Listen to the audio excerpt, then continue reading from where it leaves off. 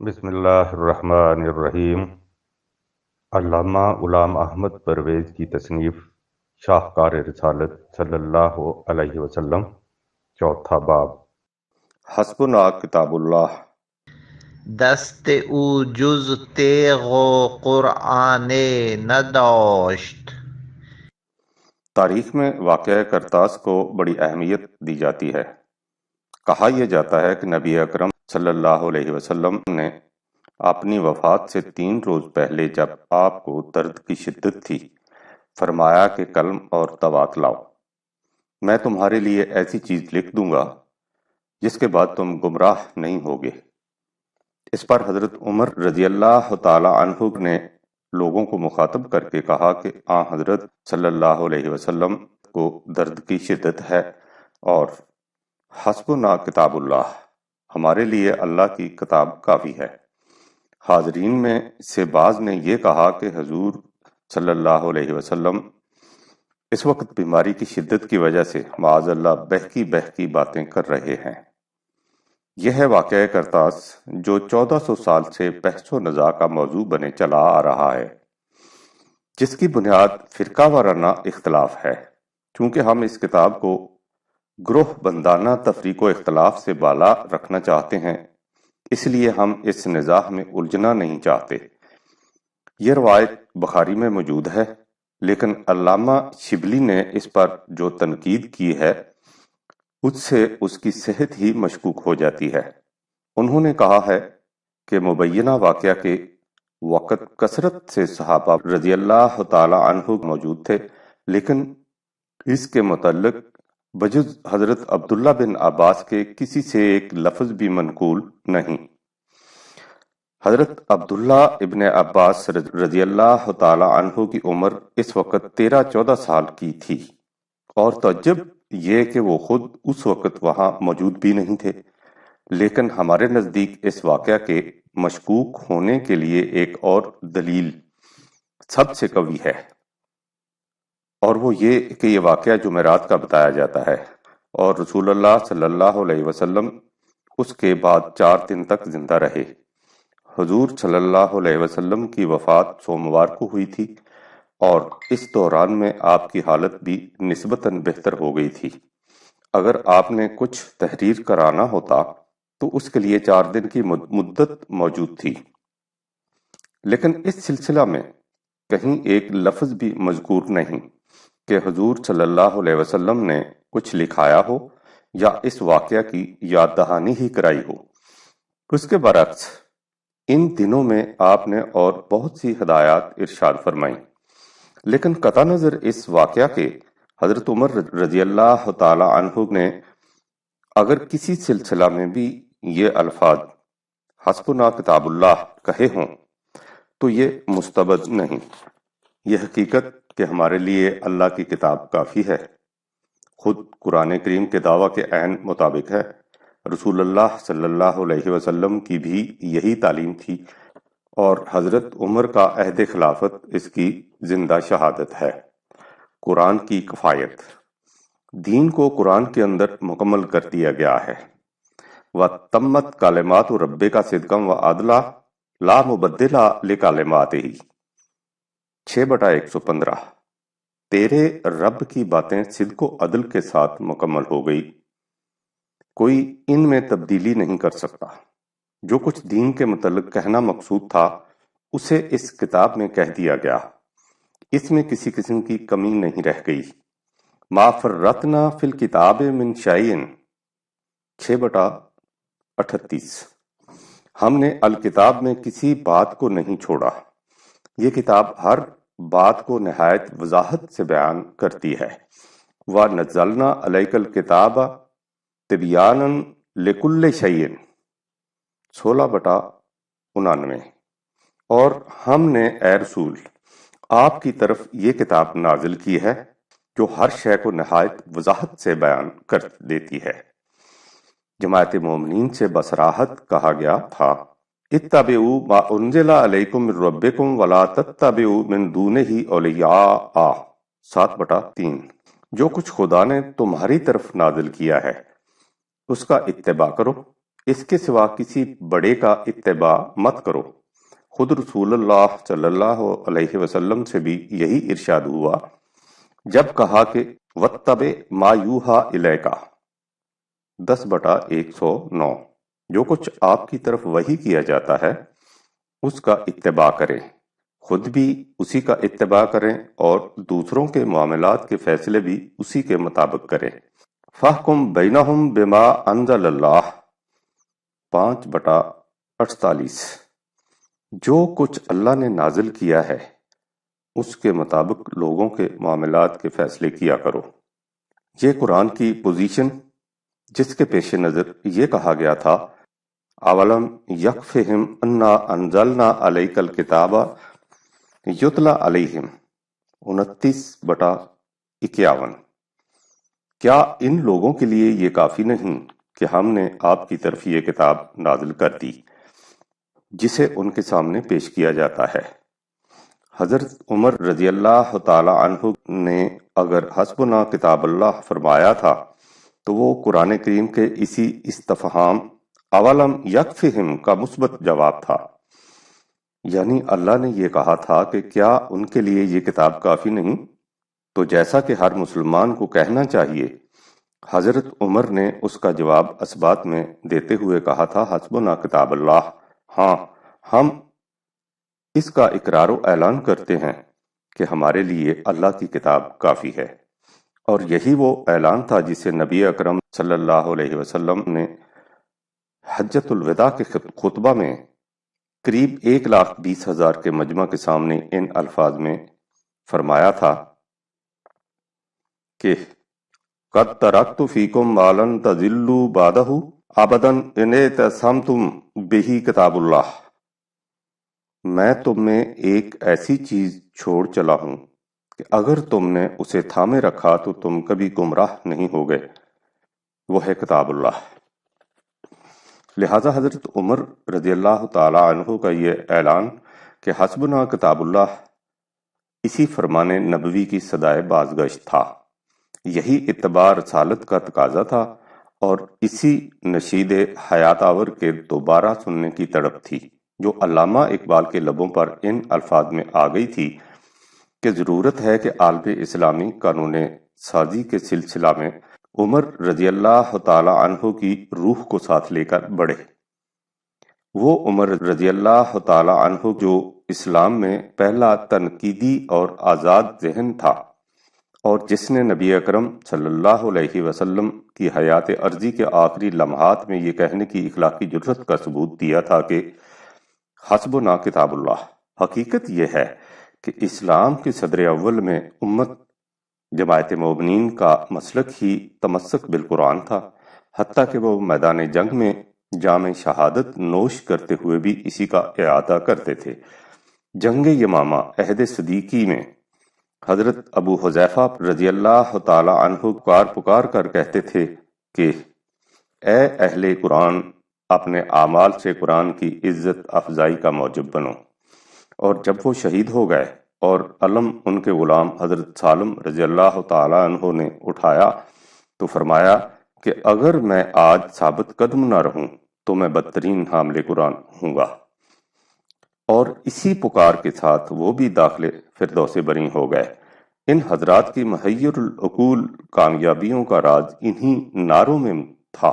حضرت عمر رضی اللہ تعالی عنہ کا مسلک ہم دیکھ چکے ہیں کہ حضرت عمر نے اپنے خطبہ خلافت میں اپنے لیے یہ دعا مانگی تھی کہ یا اللہ مجھے تفکر و تدبر قرآنی عطا فرما تاکہ میں جو کچھ قرآن سے پڑھوں اسے اچھی طرح سمجھ سکوں اور اس کے نوادرات پر غور کر سکوں، اور سامعین سے کہا تھا کہ قرآن پڑھا کرو، اسی سے تمہاری قدر و منزلت ہوگی اور اسی پر عمل کرو تاکہ تم حامل قرآن ہو جاؤ۔ یہی ان کی مملکت کا منشور تھا۔ وہ ہمیشہ آیات قرآنی کی حکمت و غایت دریافت کرنے کی کوشش میں سرگرداں رہتے تھے اور لوگوں کو تاکید کیا کرتے تھے کہ وہ قرآن پڑھا کریں اور اس کے معانی پر غور و فکر کیا کریں۔ آپ احکام قرآنی کی تکمیل میں کس قدر احتیاط برتتے تھے اس کا اندازہ اس ایک واقعہ سے لگائیے کہ ایک دفعہ ایک بدو نے آپ سے کہا کہ میں نے حالت احرام میں ایک ہرن مار ڈالا ہے، اب میں کیا کروں؟ حضرت عبد الرحمن بن عوف پاس بیٹھے ہوئے تھے۔ آپ نے ان سے کہا کہ کہیے آپ کی اس باب میں کیا رائے ہے؟ انہوں نے کہا کہ یہ ایک بکری فدیہ میں دے دیں۔ آپ نے کہا کہ ٹھیک ہے، میری بھی یہی رائے تھی۔ چنانچہ آپ نے بدو کو یہ فیصلہ سنا دیا۔ اس نے فیصلہ سن کر کہا کہ میں سمجھ نہیں سکا کہ امیر المومنین کو اتنا سا مسئلہ بھی نہیں آتا تھا کہ اس نے دوسرے شخص سے فتویٰ طلب کیا۔ آپ نے کہا بات یہ نہیں، بات یہ ہے کہ قرآن کریم میں ہے کہ اس امر کا فیصلہ ذوا عدل منکم 5/95 کریں، یعنی 2 صاحب عدل۔ سو میرے لیے ضروری تھا کہ میں ایک اور صاحب عدل کو بھی اپنے ساتھ شامل کرتا۔ سو میں عمر ابن خطاب رضی اللہ تعالی عنہ ہوں اور یہ عبد الرحمن بن عوف رضی اللہ تعالی عنہ ہے۔ وہ امور مملکت میں اپنے مشیروں سے مشورہ لیتے تو ان سے واضح الفاظ میں کہہ دیتے کہ میں یہ نہیں چاہتا کہ آپ میری بات مانیں۔ آپ لوگوں کے پاس کتاب اللہ ہے جو حق کو صاف صاف بیان کرتی ہے، آپ اس کے مطابق مشورہ دیں۔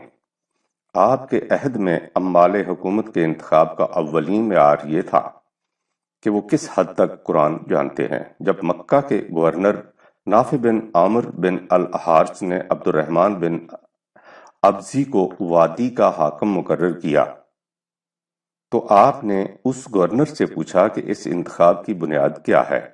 اس پر گورنر نے کہا کہ وہ شخص قرآن کا قاری اور فرائض دین کا عالم ہے۔ تو آپ خوش ہوئے۔ واضح رہے کہ اس زمانے میں قاری سے مراد قرآن کو محض صحیح تلفظ کے ساتھ پڑھنے والا نہیں تھا، اس سے مراد قرآن میں تفقہ کرنے والا تھا۔ چنانچہ آپ نے ایک مرتبہ اپنے گورنروں سے خطاب کرتے ہوئے کہا تھا کہ میں دیکھ رہا ہوں کہ وہ زمانہ قریب آ رہا ہے جب قرآن کے قاری تو بہت ہوں گے لیکن فقیہ بہت کم ہوں گے۔ ایک اور موقع پر فرمایا کہ لوگوں قرآن پڑھو، قرآن دانی کی بنا پر تم میں امتیاز کیا جائے گا، قرآن پر عمل کرو اور اس طرح اہل قرآن کہلاؤ۔ لیکن اس کے ساتھ ہی وہ انہیں اس کی تنبیہ بھی کرتے رہتے تھے کہ قرآن خوانی سے مقصد حصول اجر خداوندی ہونا چاہیے۔ چنانچہ ایک خطبہ میں آپ نے فرمایا ایک وقت تھا جب میں سمجھا کرتا تھا کہ جو شخص بھی قرآن پڑھتا ہے وہ اللہ اور جو کچھ اللہ کے پاس ہے اس کا طالب بن کر قرآن پڑھتا ہے، لیکن اب میں دیکھتا ہوں کہ بعض لوگ اس لیے بھی قرآن پڑھتے ہیں کہ اس طرح مخلوق خدا سے کچھ حاصل کر لیں۔ سنو، قرآن پڑھو تو صرف اجر خداوندی کے متلاشی بنو اور اپنے ہر عمل کا مقصود اسی اجر کو ٹھہراؤ۔ سب تمہارے لیے، تم اللہ کے لیے۔ صرف اللہ کے ہاں سے اجر، للہ سے کیا مراد ہے؟ اسے آپ نے 2 جملوں میں اس حسن و جامعیت سے واضح کر دیا، اس سے نگاہ بصیرت میں چمک پیدا ہو جاتی ہے۔ آپ نے قرآن کریم کی آیت سخر لکم ما فی السماوات و ما فی الارض، زمین و آسمان میں جو کچھ ہے اللہ نے اسے تمہارے لیے مسخر کر رکھا ہے کی تفسیر بیان کرتے ہوئے کہا کہ یاد رکھو اللہ نے ساری مخلوق کو تمہارے لیے پیدا کیا ہے اور تمہارے اپنے لیے سے مراد ہے اللہ کے پروگرام کی تکمیل کے لیے۔ اس سے مومن کی زندگی کا مطلوب و مقصود اور معال و منتہا نکھر کر سامنے آ جاتا ہے، اور یہی مطلب ہے خدا کے ہاں اجر پانے کا۔ واللہ عالم مت کہو۔ حضرت عمر رضی اللہ تعالی عنہ کی مجلس میں اکثر قرآنی آیات کے حقائق و غوامض کے متعلق بحثیں ہوتی رہتی تھیں۔ انہی مجالس میں سے ایک کا ذکر ہے کہ ایک آیت زیر غور آئی تو لوگوں نے واللہ عالم کہہ دیا، یعنی خدا بہتر جانتا ہے۔ آپ کو اس جواب پر سخت غصہ آیا اور کہا کہ اگر تمہیں کسی بات کا علم نہیں تو صاف صاف کہو کہ میں نہیں جانتا۔ واللہ عالم کہنے کا کیا مطلب؟ اس کے بعد آپ نے دیکھا کہ حضرت عبداللہ بن عباس رضی اللہ تعالیٰ عنہ کچھ کہنا چاہتے ہیں لیکن معمر صحابہ کی موجودگی میں آپ کم عمری کی وجہ سے کچھ متعامل سے ہیں۔ آپ نے ان کی حوصلہ افزائی فرمائی اور کہا کہ علم کے معاملہ میں عمر کا کوئی لحاظ نہیں ہو سکتا، جو کچھ کہنا چاہتے ہو بلا جھجک کہو۔ اسی بنا پر بخاری میں ہے کہ حضرت عمر رضی اللہ تعالی عنہ کے اہل مجلس و مشاورت ارباب علم و بصیرت تھے، خواہ بوڑھے ہوں خواہ جوان۔ قرآن سن کر غصہ اتر جانا۔ قرآن کے ساتھ آپ کی شیفتگی کا یہ عالم تھا کہ حضرت عبداللہ بن عمر رضی اللہ تعالی عنہ فرماتے ہیں کہ کبھی ایسا نہیں ہوا کہ آپ کو غصہ آیا ہو اور سامنے سے کسی نے قرآن کی آیت پڑھ دی ہو تو آپ کا غصہ فرو نہ ہو گیا ہو۔ ایک مرتبہ حضرت بلال رضی اللہ تعالی عنہ نے حضرت اسلم رضی اللہ تعالی عنہ سے آپ کا حضرت عمر کا حال پوچھا۔ انہوں نے کہا کہ اس میں شبہ نہیں کہ آپ تمام انسانوں سے بہتر ہیں، لیکن جب آپ کو غصہ آ جاتا ہے تو غضب ہو جاتا ہے۔ حضرت بلال نے کہا، اس وقت تم کوئی آیت کیوں نہیں پڑھ دیا کرتے، سارا غصہ اتر جائے۔ وہ چلتے پھرتے لوگوں سے کچھ نہ کچھ نصیحت کرتے رہتے اور اس کے ساتھ قرآن کی آیت پڑھتے۔ مثلا ایک دفعہ فرمایا کہ 3 باتوں کا اللہ خود ضامن ہے، ان کے بارے میں کبھی وعدہ خلافی نہیں ہو سکتی۔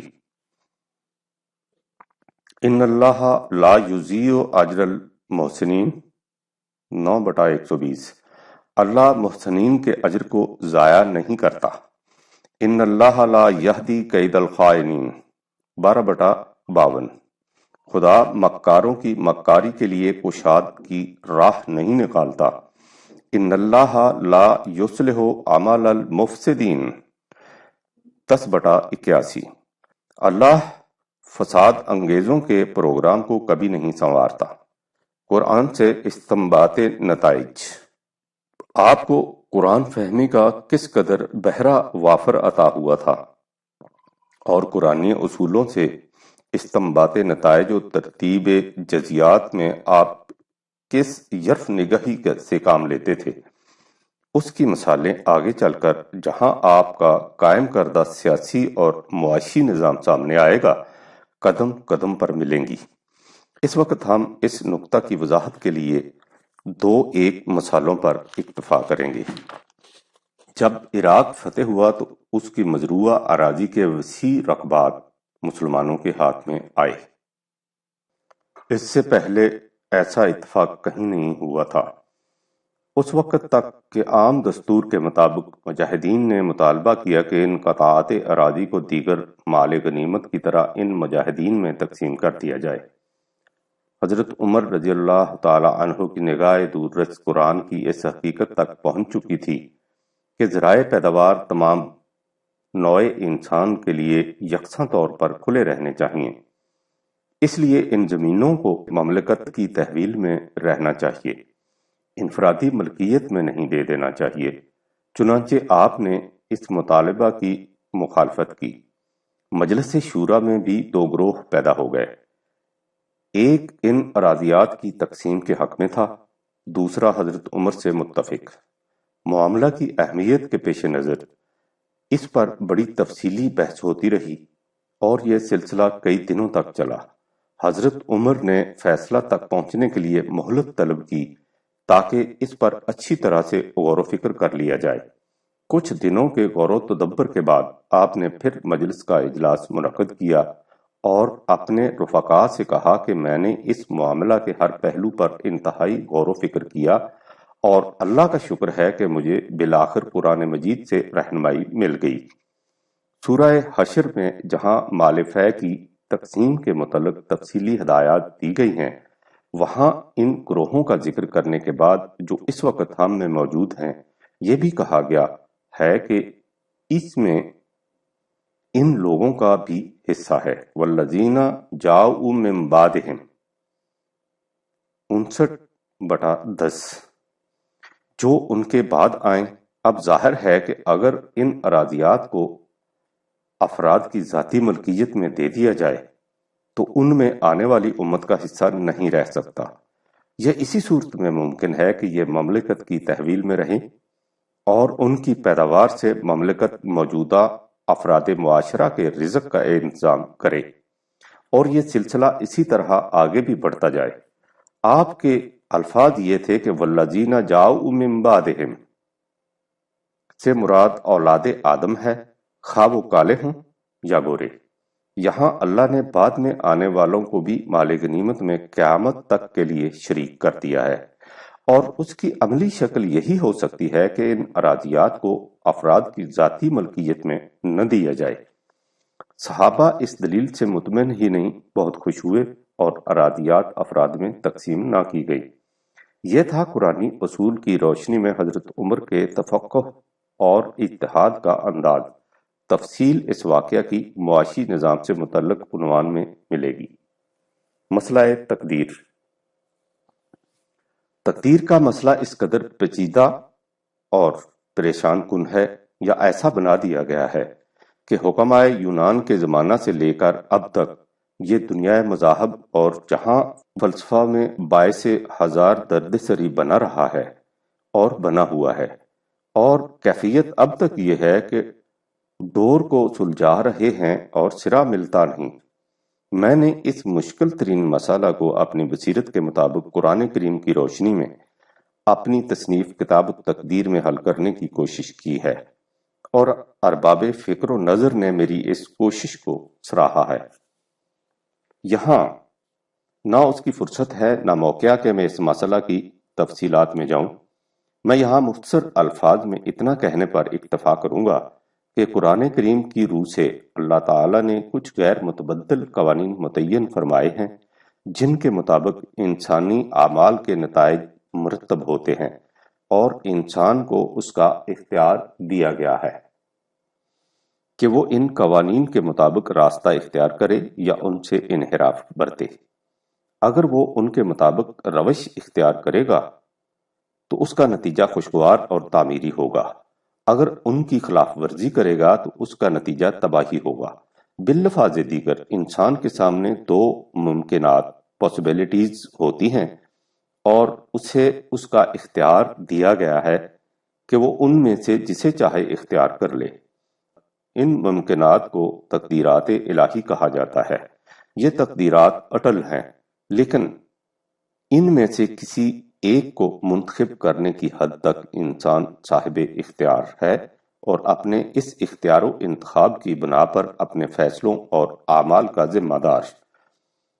آپ غور فرمائیے کہ آج سے 1400 سال پہلے حضرت عمر رضی اللہ تعالی عنہ نے تقدیر کے اس قرآنی مفہوم کو کس عمدگی سے سمجھا اور کس حسن و خوبی سے اپنے رفقاء کو سمجھایا تھا۔ ہوا یوں کہ ایک دفعہ آپ شام کے سفر کے لیے مدینہ سے روانہ ہوئے۔ جب راستے میں تبوک کے قریب پہنچے تو ادھر سے اطلاع موصول ہوئی کہ شام اور اس کے گرد و نواح کے علاقہ میں طاعون وبا کی صورت میں پھوٹ پڑی ہے، اور لوگ ہزاروں کی تعداد میں روزانہ لقمہ اجل بن رہے ہیں۔ آپ وہیں رک گئے اور سوال پیدا ہوا کہ آپ کو آگے جانا چاہیے یا نہ۔ رفقا میں اختلاف پیدا ہو گیا۔ ایک گروہ نے کہا کہ آپ شام کی طرف ایک مقدس اور بلند و بالا مقصد کے لیے راہ پیما ہیں، وبا کو آپ کے راستے میں حائل نہیں ہونا چاہیے، موت تو قضاء الہی سے آتی ہے۔ دوسرے گروہ کا خیال تھا کہ آپ کو صحابہ کی اتنی بڑی جماعت کے ساتھ اس طرح موت کے منہ میں نہیں جانا چاہیے۔ آپ نے معاملہ پر ٹھنڈے دل سے غور کیا اور الگ صبح اعلان کر دیا کہ میں واپس جا رہا ہوں، تم بھی واپس چلو۔ حضرت ابو عبیدہ رضی اللہ تعالی عنہ کو اس فیصلہ کا علم ہوا تو آپ نے حضرت عمر سے کہا کہ عمر، کیا تقدیر الہی سے فرار اختیار کرتے ہو؟ اب وہ جواب سامنے آتا ہے جس کے لیے ہم نے یہ واقعہ بیان کیا ہے۔ آپ نے فرمایا کہ ابو عبیدہ، کاش کوئی اور یہ بات کہتا، میں تقدیر الہی سے تقدیر الہی کی طرف فرار کر رہا ہوں۔ اس جواب کے 4 الفاظ تقدیر جیسے مشکل ترین مسئلہ کو جس ایجاز اور حسن و خوبی سے حل کر کے رکھ دیتے ہیں، اس کی داد اہل فکر و نظر ہی دے سکتے ہیں۔ اقبال نے اسی بصیرت فاروقی سے قصب ضیاء کرتے ہوئے جاوید نامہ میں کہا ہے کہ غرض یک تقدیر خوں گردد جگر، خواه از حق حکم تقدیر دیگر، تو اگر تقدیر نو خواهی روست، زان که تقدیرات حق لا انتہاست۔ حضرت عمر نے اپنے اس جامع معنی فکرہ پر ہی اکتفا نہیں کیا بلکہ اس کی وضاحت کے لیے کہا کہ ابو عبیدہ ذرا غور کرو کہ اگر تمہارے پاس کچھ اونٹ ہوتے اور تم انہیں ایسی وادی میں لے جاتے جس کا ایک حصہ سرسبز و شاداب اور دوسرا حصہ بنجر ہوتا، تم اگر اپنے اونٹوں کو بنجر علاقہ میں چھوڑتے تو کیا یہ تقدیر الہی کے مطابق نہ ہوتا؟ اور اگر انہیں سرسبز و شاداب رقبہ کی طرف لے جاتے تو کیا یہ بھی تقدیر الہی کے مطابق نہ ہوتا؟ کس قدر بلیغ ہے یہ انداز بات سمجھانے کا۔ تقدیر جیسے پیچیدہ ترین مسئلہ کا قرآن کریم کی روشنی میں اس آسانی سے سمجھ لینا اور پھر اسے اس انداز سے سمجھانا دست پروردگان رسالت ہی کا حصہ ہو سکتا تھا۔ رزق خدا کے ہاتھ میں ہے کا مفہوم۔ ہمارے ہاں عام عقیدہ ہے کہ رزق کو اللہ تعالیٰ نے اپنے ہاتھ میں رکھا ہے، وہ جسے چاہے اور جتنا چاہے عطا کر دے، انسان کی سعی و کاوش سے کچھ نہیں ہوتا۔ یہ بھی در حقیقت تقدیر ہی کے غیر قرآنی تصور کا پیدا کردہ عقیدہ ہے۔ قرآن کریم نے اس عقیدہ کی واضح الفاظ میں تردید کر دی جب کہا کہ وَإِذَا قِيلَ لَهُمْ أَنفِقُوا مِمَّا رَزَقَكُمُ اللَّهُ قَالَ الَّذِينَ كَفَرُوا لِلَّذِينَ آمَنُوا، جب ان لوگوں سے جو ابدی صداقتوں کے قائل نہیں کہا جاتا ہے کہ جو کچھ خدا نے سامان زیست عطا کر رکھا ہے اسے دوسروں کی ضروریات کے لیے کھلا رکھو، تو وہ جواب میں کہتے ہیں کہ أَنُطْعِمُ مَن لَّوْ يَشَاءُ اللَّهُ أَطْعَمَهُ، تم کیا کہتے ہو اگر خدا کو منظور ہوتا کہ یہ لوگ بھوکے نہ رہیں تو وہ انہیں خود روٹی کھلا دیتا۔ یہ جو بھوکے ہیں تو اس سے ظاہر ہے کہ خدا انہیں روٹی دینا چاہتا ہی نہیں، اس لیے تم ہم سے ایسی بات کس طرح کہتے ہو جو منشاء اور مشیت خداوندی کے خلاف ہے۔ اس کے جواب میں قرآن نے صرف اتنا کہا کہ ان سے کہہ دو کہ ان انتم الا فی ضلال مبین، 36/47، تم کھلی ہوئی گمراہی کی باتیں کر رہے ہو۔ بات بالکل واضح ہے، یعنی اس جہان اسباب و ذرائع میں اللہ کسی کو براہ راست روٹی نہیں دیتا۔ اس نے سامان رزق پیدا کر دیا ہے لیکن اس کی تقسیم انسانوں کے اختیار پر رکھ دی ہے۔ اس طرح وہ محتاجوں کے رزق کا بندوبست دوسرے انسانوں کے ہاتھوں کراتا ہے۔ اس انتظام خداوندی کی آخری اور مکمل شکل اسلامی مملکت کی صورت میں سامنے آتی ہے، جو ان تمام ذمہ داریوں کو پورا کرنے کا فریضہ ادا کرتی ہے جس کا وعدہ اللہ نے انسانوں سے کر رکھا ہے۔ چنانچہ اس سلسلہ میں حضرت عمر رضی اللہ تعالی عنہ کا یہ قول نہایت عمدگی سے منشاء خداوندی کی وضاحت کرتا ہے۔ آپ نے فرمایا، اے لوگو، تم میں سے کوئی شخص رزق کی طلب و جستجو سے فارغ ہو کر نہ بیٹھ جائے اور یہ کہتا رہے کہ اے اللہ مجھے رزق دے۔ یاد رکھو، آسمان سے کوئی ہن نہیں برستا، اللہ ایک انسان کو دوسرے انسان کے ہاتھوں رزق پہنچاتا ہے۔ اس سلسلہ میں ایک دفعہ آپ نے کہا کہ متوکل وہ ہے جو زمین میں دانہ ڈالتا ہے اور پھر خدا کے قانون پر بھروسہ کرتا ہے۔ علماء و مشائخ کا اتباع نہ کرو۔ آپ جانتے تھے کہ جب تک مسلمانوں کی فکر و نظر کا محور اور اعمال و افعال کا مرکز قرآن مجید رہے گا، یہ صحیح راستے سے نہیں بھٹکیں گے۔ اگر انہوں نے اسے چھوڑ کر انسانی خیالات و نظریات کو اپنے لیے وجہ کشش قرار دے لیا تو پھر انہیں تباہی سے کوئی نہیں بچا سکے گا۔ اس لیے وہ اس باب میں بہت محتاط رہتے تھے۔ ایک دفعہ ایک شخص آپ کے پاس آیا اور کہنے لگا کہ امیر المومنین، جب ہم نے مدائن فتح کیا تو میرے ہاتھ ایک کتاب لگی جس میں بڑی اچھی باتیں لکھی ہیں۔ آپ نے فرمایا کہ کیا قرآن سے بھی زیادہ اچھی؟ اس پر اس نے کہا کہ نہیں۔ تو آپ نے فرمایا کہ یاد رکھو، تم سے پہلی امتیں اس وجہ سے برباد ہوئیں کہ وہ اپنے احبار و رہبان، علماء و مشائخ کی کتابوں پر ٹوٹ پڑیں اور خدا کی کتابوں کو چھوڑ دیا۔ نتیجہ اس کا یہ کہ خدا کی کتابیں مٹ گئیں اور اس طرح دین ان کے ہاں سے ضائع ہو گیا۔ تم ایسا نہ کرنا۔ اس سے یہ نہ سمجھ لیا جائے کہ آپ انسانی علوم حاصل کرنے کی مخالفت کرتے تھے، قطعاً نہیں۔ انسانی علوم کی تحصیل کے سلسلہ میں تو آپ کا یہ عالم تھا کہ جیسا کہ ہم پہلے دیکھ چکے ہیں، آپ جہاں جاتے وہاں کے علماء و حکماء سے التزاماً ملتے۔ مدینہ میں آپ یہودیوں کی مجالس میں شرکت کرتے، حتیٰ کہ آپ نے ان کی کتابوں کو براہ راست سمجھنے کے لیے عبرانی زبان بھی سیکھ لی تھی۔ آپ نے جو کچھ اس شخص سے کہا تھا اس کی بنیاد ایک بلیغ حکمت پر تھی۔ انسانی خیالات و نظریات کا علم حاصل کرنا اس شخص کے لیے مفید ہو سکتا ہے جو ان کا مطالعہ تنقیدی نگاہ سے کر سکنے کے قابل ہو۔ جسے اس قدر صلاحیت حاصل نہ ہو وہ غلط اور صحیح اور حق و باطل میں تمیز نہیں کر سکے گا، اس لیے ہو سکتا ہے کہ دوسروں کے باطل خیالات کی رو میں بہہ جائے۔ عوام کے لیے یہی راہ ثواب ہوتی ہے کہ وہ اپنی انفرادی اور اجتماعی زندگی کے مرکز کے ساتھ متمسک رہیں۔ یہی حضرت عمر رضی اللہ تعالی عنہ نے اس شخص سے کہا تھا۔ مسلمانوں کے فکر و عمل کا مرکز کتاب اللہ ہے، اور اعتصام بے کتاب اللہ ہی سے وہ اس منزل تک پہنچ سکتے ہیں جو ان کی زندگی کا منتہا و مقصود ہے۔ قوموں کی موت و حیات کے فیصلے۔ مسلمان ہی نہیں، ان پر تو یہ حقیقت کبریٰ بھی روز روشن کی طرح واضح ہو گئی تھی کہ اب عدالت خداوندی کے میز پر ایک ہی کتاب ہے جس کے مطابق قوموں کے عروج و زوال اور امتوں کی موت و حیات کے فیصلے ہوتے ہیں، وہ ہے القرآن العظیم۔ چنانچہ آپ کا یہ ارشاد ہمارے ہاں کلاسک کی طرح مشہور و منقوش ہے کہ ان اللہ یرفع بہذا الکتاب اقواما و یضع بہ آخرین۔ اللہ اس قرآن میں عطا کردہ اصولوں کے مطابق بعض قوموں کو بلندیاں عطا کر دیتا ہے اور بعض کو پستیوں میں گرا دیتا ہے۔ وصیت۔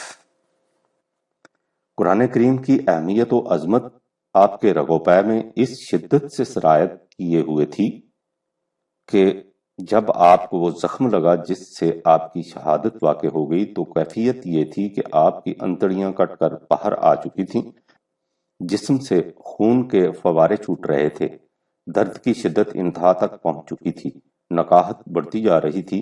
اس حالت میں صحابہ آپ کے گرد جمع ہوئے اور آپ سے کہا کہ آپ اپنی وصیت فرما دیجئے، تو آپ نے ان سے کہا کہ میں تمہیں وصیت کرتا ہوں کہ کتاب اللہ کو تھامے رہنا، کیونکہ جب تک تم اسے تھامے رہو گے گمراہ نہیں ہوگے۔ اسی حالت میں ایک شخص آپ کی عیادت کے لیے آیا۔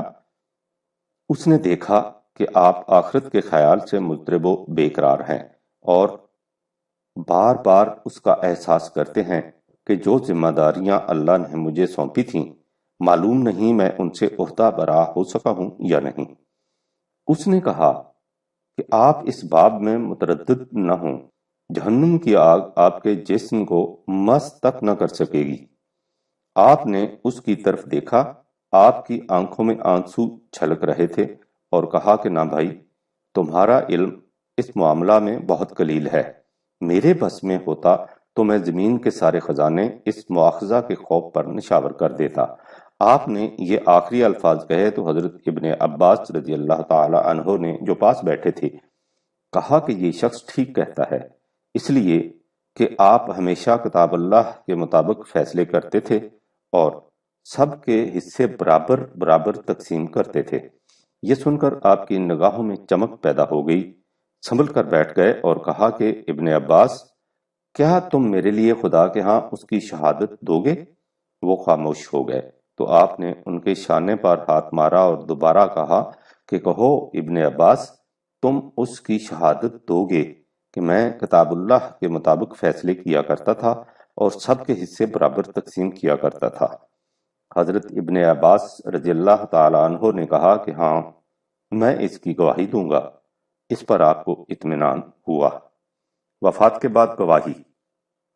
آپ کی وفات کے بعد صحابہ نے حضرت عبداللہ ابن مسعود کے الفاظ میں اس کی عام گواہی دی کہ عمر رضی اللہ تعالی عنہ کتاب الہی کے سب سے بڑے عالم تھے اور دین کے سب سے بڑے فقیہ، کتاب اللہ کے اتنے جید عالم تھے، لیکن چونکہ ایک عملی پریکٹیکل انسان تھے اس لیے چھوٹی چھوٹی باتوں کی زیادہ کاوش نہیں کیا کرتے تھے۔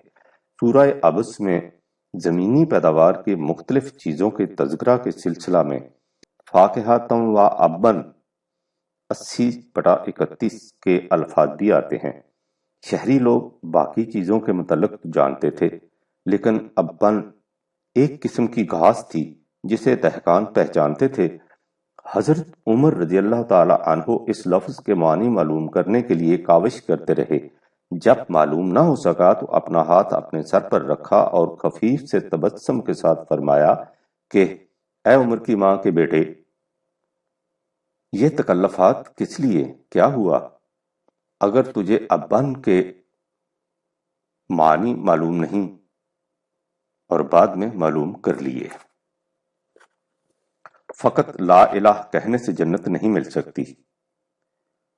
کتاب اللہ کا یہ علم محض نظری نہیں تھا، بلکہ اس پر غور و فکر سے مقصود یہ تھا کہ قرآنی اصول و ہدایات کو عملی زندگی پر کس طرح منطبق کیا جائے، اور یہی ہمارے نزدیک حضرت عمر رضی اللہ تعالی عنہ کا سب سے بڑا درخشندہ و پائندہ کارنامہ ہے۔ بنگاہ تعمق دیکھنے سے یہ حقیقت ابھر کر سامنے آ جائے گی کہ ان کے ایک فیصلہ اور ایک اقدام کی بنیاد کس طرح قرآن مجید کے کسی نہ کسی اصول و قانون پر ہوئی تھی، اور اس باب میں وہ کس جرت و بے باکی سے کام لیتے تھے۔ تفصیلات ان امور کی تو بعد میں سامنے آتی رہیں گی۔ اس وقت دو واقعات ایسے ہیں جو بے ساختہ میرے عم کے قلب سے ابھر کر نو کے قلم پر آ گئے ہیں۔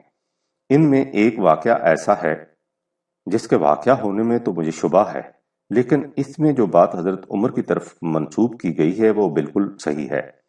بیان یہ کیا جاتا ہے کہ ایک دفعہ نبی اکرم صلی اللہ علیہ وسلم کی طرف تنہا تشریف لے گئے۔ جب آپ کی واپسی میں دیر ہوگی تو صحابہ کو تشویش لاحق ہوئی اور آپ کی تلاش کے لیے ادھر ادھر نکلے۔ حضرت ابو ہریرہ رضی اللہ تعالی عنہ نے آپ کو ایک باغ کے اندر پا لیا۔ حضور صلی اللہ علیہ وسلم نے انہیں اپنے نالین جوتے عنایت فرمائے اور کہا کہ انہیں لے جاؤ، اور جو شخص بھی باہر ملے اسے میری طرف سے خوشخبری دے دو کہ جس شخص نے بھی کلمہ شہادت پڑھ لیا وہ جنت میں چلا جائے گا۔ وہ باہر آئے تو سب سے پہلے ان کی ملاقات حضرت عمر رضی اللہ تعالی عنہ سے ہوئی۔ جب انہوں نے آپ کو حضور کی دی ہوئی خوشخبری سنائی تو آپ حضرت عمر نے حضرت ابو ہریرہ کے سینے پر ہاتھ مارا اور کہا کہ ابو ہریرہ، اسی وقت رسول اللہ صلی اللہ علیہ وسلم کی طرف واپس چلو۔ جب یہ دونوں حضور کی خدمت میں پہنچے تو آپ نے حضرت عمر رضی اللہ تعالی عنہ سے پوچھا کہ تم نے ایسا کیوں کیا اور ابو ہریرہ کو اس خوشخبری کے عام کر دینے سے کیوں روکا؟ حضرت عمر نے کہا کہ حضور ایسا نہ کیجیے، مجھے ڈر ہے کہ لوگ ہاتھ پاؤں توڑ کر بیٹھ جائیں گے، انہیں عمل کرنے دیجیے۔ اس پر حضور صلی اللہ علیہ وآلہ وسلم نے فرمایا کہ اچھا، انہیں عمل کرنے دو۔ جیسا کہ میں نے پہلے کہا ہے کہ مجھے یہ واقعہ یکسر وضعی نظر آتا ہے۔ نہ حضور ایسا فرما سکتے تھے، نہ حضرت عمر کی طرف سے بارگاہ رسالت میں ایسی گستاخی ہو سکتی تھی، لیکن جو بات اس میں کہی گئی ہے وہ قرآنی تعلیم کے عین مطابق ہے۔ قرآن کریم میں متعدد مقامات میں اس حقیقت کو واضح کیا گیا ہے کہ کوئی شخص محض یہ کہہ دینے سے کہ میں ایمان لے آیا جنت میں داخل نہیں ہو سکتا۔ سورہ عنکبوت کا آغاز ان الفاظ سے ہوتا ہے، احسب الناس ان یترکوا ان یقولوا آمنا وہم لا یفتنون، 29/2۔ کیا لوگ یہ خیال کیے بیٹھے ہیں کہ محض اتنا کہہ دینے سے کہ ہم ایمان لے آئے ہیں انہیں چھوڑ دیا جائے گا اور انہیں حق و باطل کے صادمات کی بھٹیوں میں سے گزرنے کی ضرورت ہی پیش نہیں آئے گی؟ اس سلسلہ میں ان آیات کو سامنے لے آنا بھی مفید رہے گا۔ 33/10، 9/16، 6/159، 3/141، 2/214۔ ہو سکتا ہے کہ حضرت عمر رضی اللہ تعالی عنہ نے یہ الفاظ کسی اور موقع پر کہے ہوں۔ ان کا قلب و دماغ قرآنی تعلیمات کا چھلکتا ہوا ساغر تھا، اور اس باب میں وہ جو کچھ کہتے تھے وہ دو ٹوک کہتے تھے، کوئی لگی لپٹی نہیں رکھتے تھے۔ شجر رضوان کو کٹوا دیا۔ اور دوسرا واقعہ ایسا ہے جس کے صحیح ہونے میں مجھے کوئی شبہ نظر نہیں آتا، لیکن ہے ایسا نازک کہ میں جب بھی اس کا تصور کرتا ہوں تھر تھرا اٹھتا ہوں۔ انسانی زندگی میں وہ لمحات مشکل ترین ہوتے ہیں جب اس کے جذبات کا تقاضا کچھ اور ہو اور دین کا مطالبہ کچھ اور میں سمجھتا ہوں کہ حضرت عمر رضی اللہ تعالی عنہ کی زندگی میں اس سے زیادہ نازک اور دشوار گزار مقام شاید ہی کوئی اور آیا ہو۔ اس دشوار ترین مرحلہ پر حضرت عمر رضی اللہ تعالی عنہ نے جس ہمت اور حوصلے سے اپنے جذبات کو قربان کر کے دین کے تقاضے کو ترجیح دی، اس کے احساس سے میری نظروں میں عظمت فاروق کی تاب ثریا پہنچ جاتی اور اس کے احترام میں میری نگاہ نیاز بے ساختہ جھک جاتی ہے۔ لیکن اس واقعہ کی اہمیت کا صحیح اندازہ کرنے کے لیے قرآن کریم کی اصولی تعلیم کا سمجھ لینا ضروری ہے۔ شخصیت پرستی۔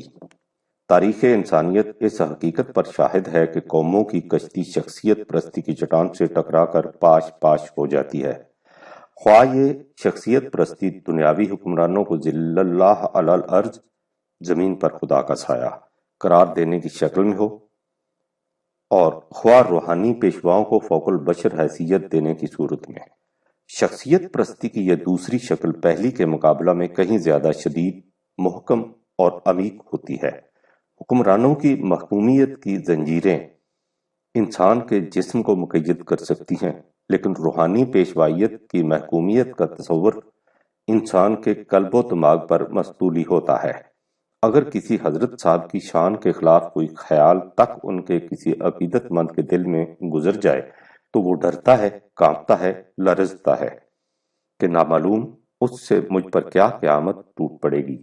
اس لیے وہ ان کے حضور دست بستہ حاضر ہو کر روتا ہے، گڑ گڑاتا ہے، معافیاں مانگتا ہے، پاؤں پکڑتا ہے کہ یا حضرت مجھے بخش دیجئے ورنہ میں تباہ ہو جاؤں گا۔ سوچئے کہ شرف انسانیت کی تذلیل کی اس سے بڑھ کر کوئی اور صورت بھی ہو سکتی ہے، لیکن شخصیت پرستی یہ سب کچھ کراتی ہے۔ قرآن کریم جو عظیم انقلاب دلوں کی بستیوں میں لایا، اس کی روح سے اس نے شخصیت پرستی کی جڑ کاٹ کر رکھ دی۔ اس نے سب سے پہلے یہ کہہ کر حق حکومت اللہ کے سوا کسی کو حاصل نہیں، انسانی حکمرانی کے تصور تک کو مٹا دیا۔ پھر یہ کہہ کر اللہ کی یہ حکومت اس کی کتاب کی اطاعت کے ذریعے روب عمل آئے گی، یہ اعلان کر دیا کہ اطاعت قانون کی ہوگی، کسی انسان کی نہیں ہوگی۔ آپ سورہ آل عمران کی اس آیہ جلیلہ کو ایک بار پھر سامنے لائیے جسے اس سے پہلے بھی درج کیا جا چکا ہے، اور دیکھیے کہ اس منشور خداوندی نے کس طرح ہر قسم کی شخصیت پرستی کا خاتمہ کر کے رکھ دیا۔ اس نے کہا کہ ما کان لبشر ان یؤتیہ اللہ الکتاب والحکم والنبوۃ ثم یقول للناس کونوا عبادا لی من دون اللہ ولکن کونوا ربانیین بما کنتم تعلمون الکتاب وبما کنتم تدرسون۔ کسی انسان کو اس کا حق حاصل نہیں، خواہ اسے ضابطۂ قوانین، حکومت کے اختیارات اور نبوت تک بھی کیوں نہ مل جائے، کہ وہ لوگوں سے کہے کہ تم اللہ کے نہیں بلکہ میرے محکوم بن جاؤ۔ اسے یہی کہنا چاہیے کہ تم اس کتاب کی اطاعت سے جسے تم پڑھتے ہو، پڑھاتے ہو اور اس کی حکمت پر غور و خوض کرتے ہو، ربانی بن جاؤ۔ جماعت مومنین کے نزدیک اللہ کے بعد سب سے زیادہ واجب الاحترام حضور نبی اکرم صلی اللہ علیہ وسلم کی ذات اقدس تھی۔ اگر وہ سابقہ امتوں کی روش کے اتباع میں کسی کو فوق البشر تصور کرتے تو سرفہرست حضور ہی کی ذات گرامی آتی۔ قرآن کریم نے اسی احساس کے پیش نظر خود حضور صلی اللہ علیہ وسلم کی زبان مبارک سے بار بار کہلوا دیا کہ انما انا بشر مثلکم یوحا الیہ 18/110، میں اس کے سوا کچھ نہیں کہ تمہارے جیسا ایک انسان ہوں۔ اس فرق کے ساتھ کہ مجھے اللہ سے وحی ملتی ہے، جب میں اس وحی کو تم تک پہنچا دیتا ہوں تو پھر انسان ہونے کی حیثیت سے تم میں اور مجھ میں کوئی فرق نہیں رہتا۔ مخالفین کی عجوبہ پسند ذہنیت کو یہ بات حیرت انگیز نظر آتی کہ ایک شخص نبوت کا دعویٰ کرتا ہے اور کہتا ہے کہ وہ ہمارے ہی جیسا انسان ہے۔ وہ تو عجب سے کہتے کہ مال حاضر رسول یاکل الطعام و یمشی فی الاسواق 25/7 یہ کس قسم کا رسول ہے کہ عام انسانوں کی طرح کھاتا پیتا اور بازاروں میں چلتا پھرتا ہے؟ انہیں جواب دیا جاتا کہ یہی رسول ایسا نہیں، اس سے پہلے بھی جتنے رسول آئے سب اسی طرح کے انسان تھے، کھاتے پیتے اور بازاروں میں چلتے پھرتے تھے 25/20 لیکن یہ بعد میں ان کے نام لیوا تھے جنہوں نے انہیں مقام الوہیت تک پہنچا دیا اور انہیں عجیب و غریب سی مخلوق بنا کر اپنے جذبہ استجاب پسندی کی تسکین کر لی، لیکن اس سے نہ وہ رسول رہا نہ اس کا پہنچایا ہوا دین۔ رسول فوق البشر ہستی بن گیا اور اس کا پہنچایا ہوا دین مذہب میں تبدیل ہو گیا۔ شخصیت پرستی کی سب سے بڑی خرابی یہ ہے کہ اس میں انسانی زندگی کے تمام سہارے اس شخص کی ذات سے وابستہ ہو جاتے ہیں۔ اس کی موت سے یہ سب سہارے ٹوٹ جاتے ہیں اور انسان اپنے آپ کو بے آسرا محسوس کرنے لگ جاتا ہے۔ اپنی بے کسی اور بے آسرگی کا یہی احساس تھا جس سے مجبور ہو کر انسان نے اپنے آپ کو یہ فریب دے لیا کہ ایسی ہستیاں کبھی مرتی نہیں، وہ یا تو زندہ آسمان پر چلی جاتی ہیں اور اگر ہمارے سامنے مر بھی جاتی ہیں تو وہ در حقیقت مرتی نہیں، زندہ ہوتی ہیں اور ہماری ہر دعا کو سنتی اور مرادیں بہم پہنچاتی ہیں۔ یہ آنے والے کا انتظار اور قبر پرستی کا شعار اسی خود فریبی کے مظاہر ہیں۔ قرآن کریم نے اس خود فریبی کے پردوں کو بھی چاک کر دیا۔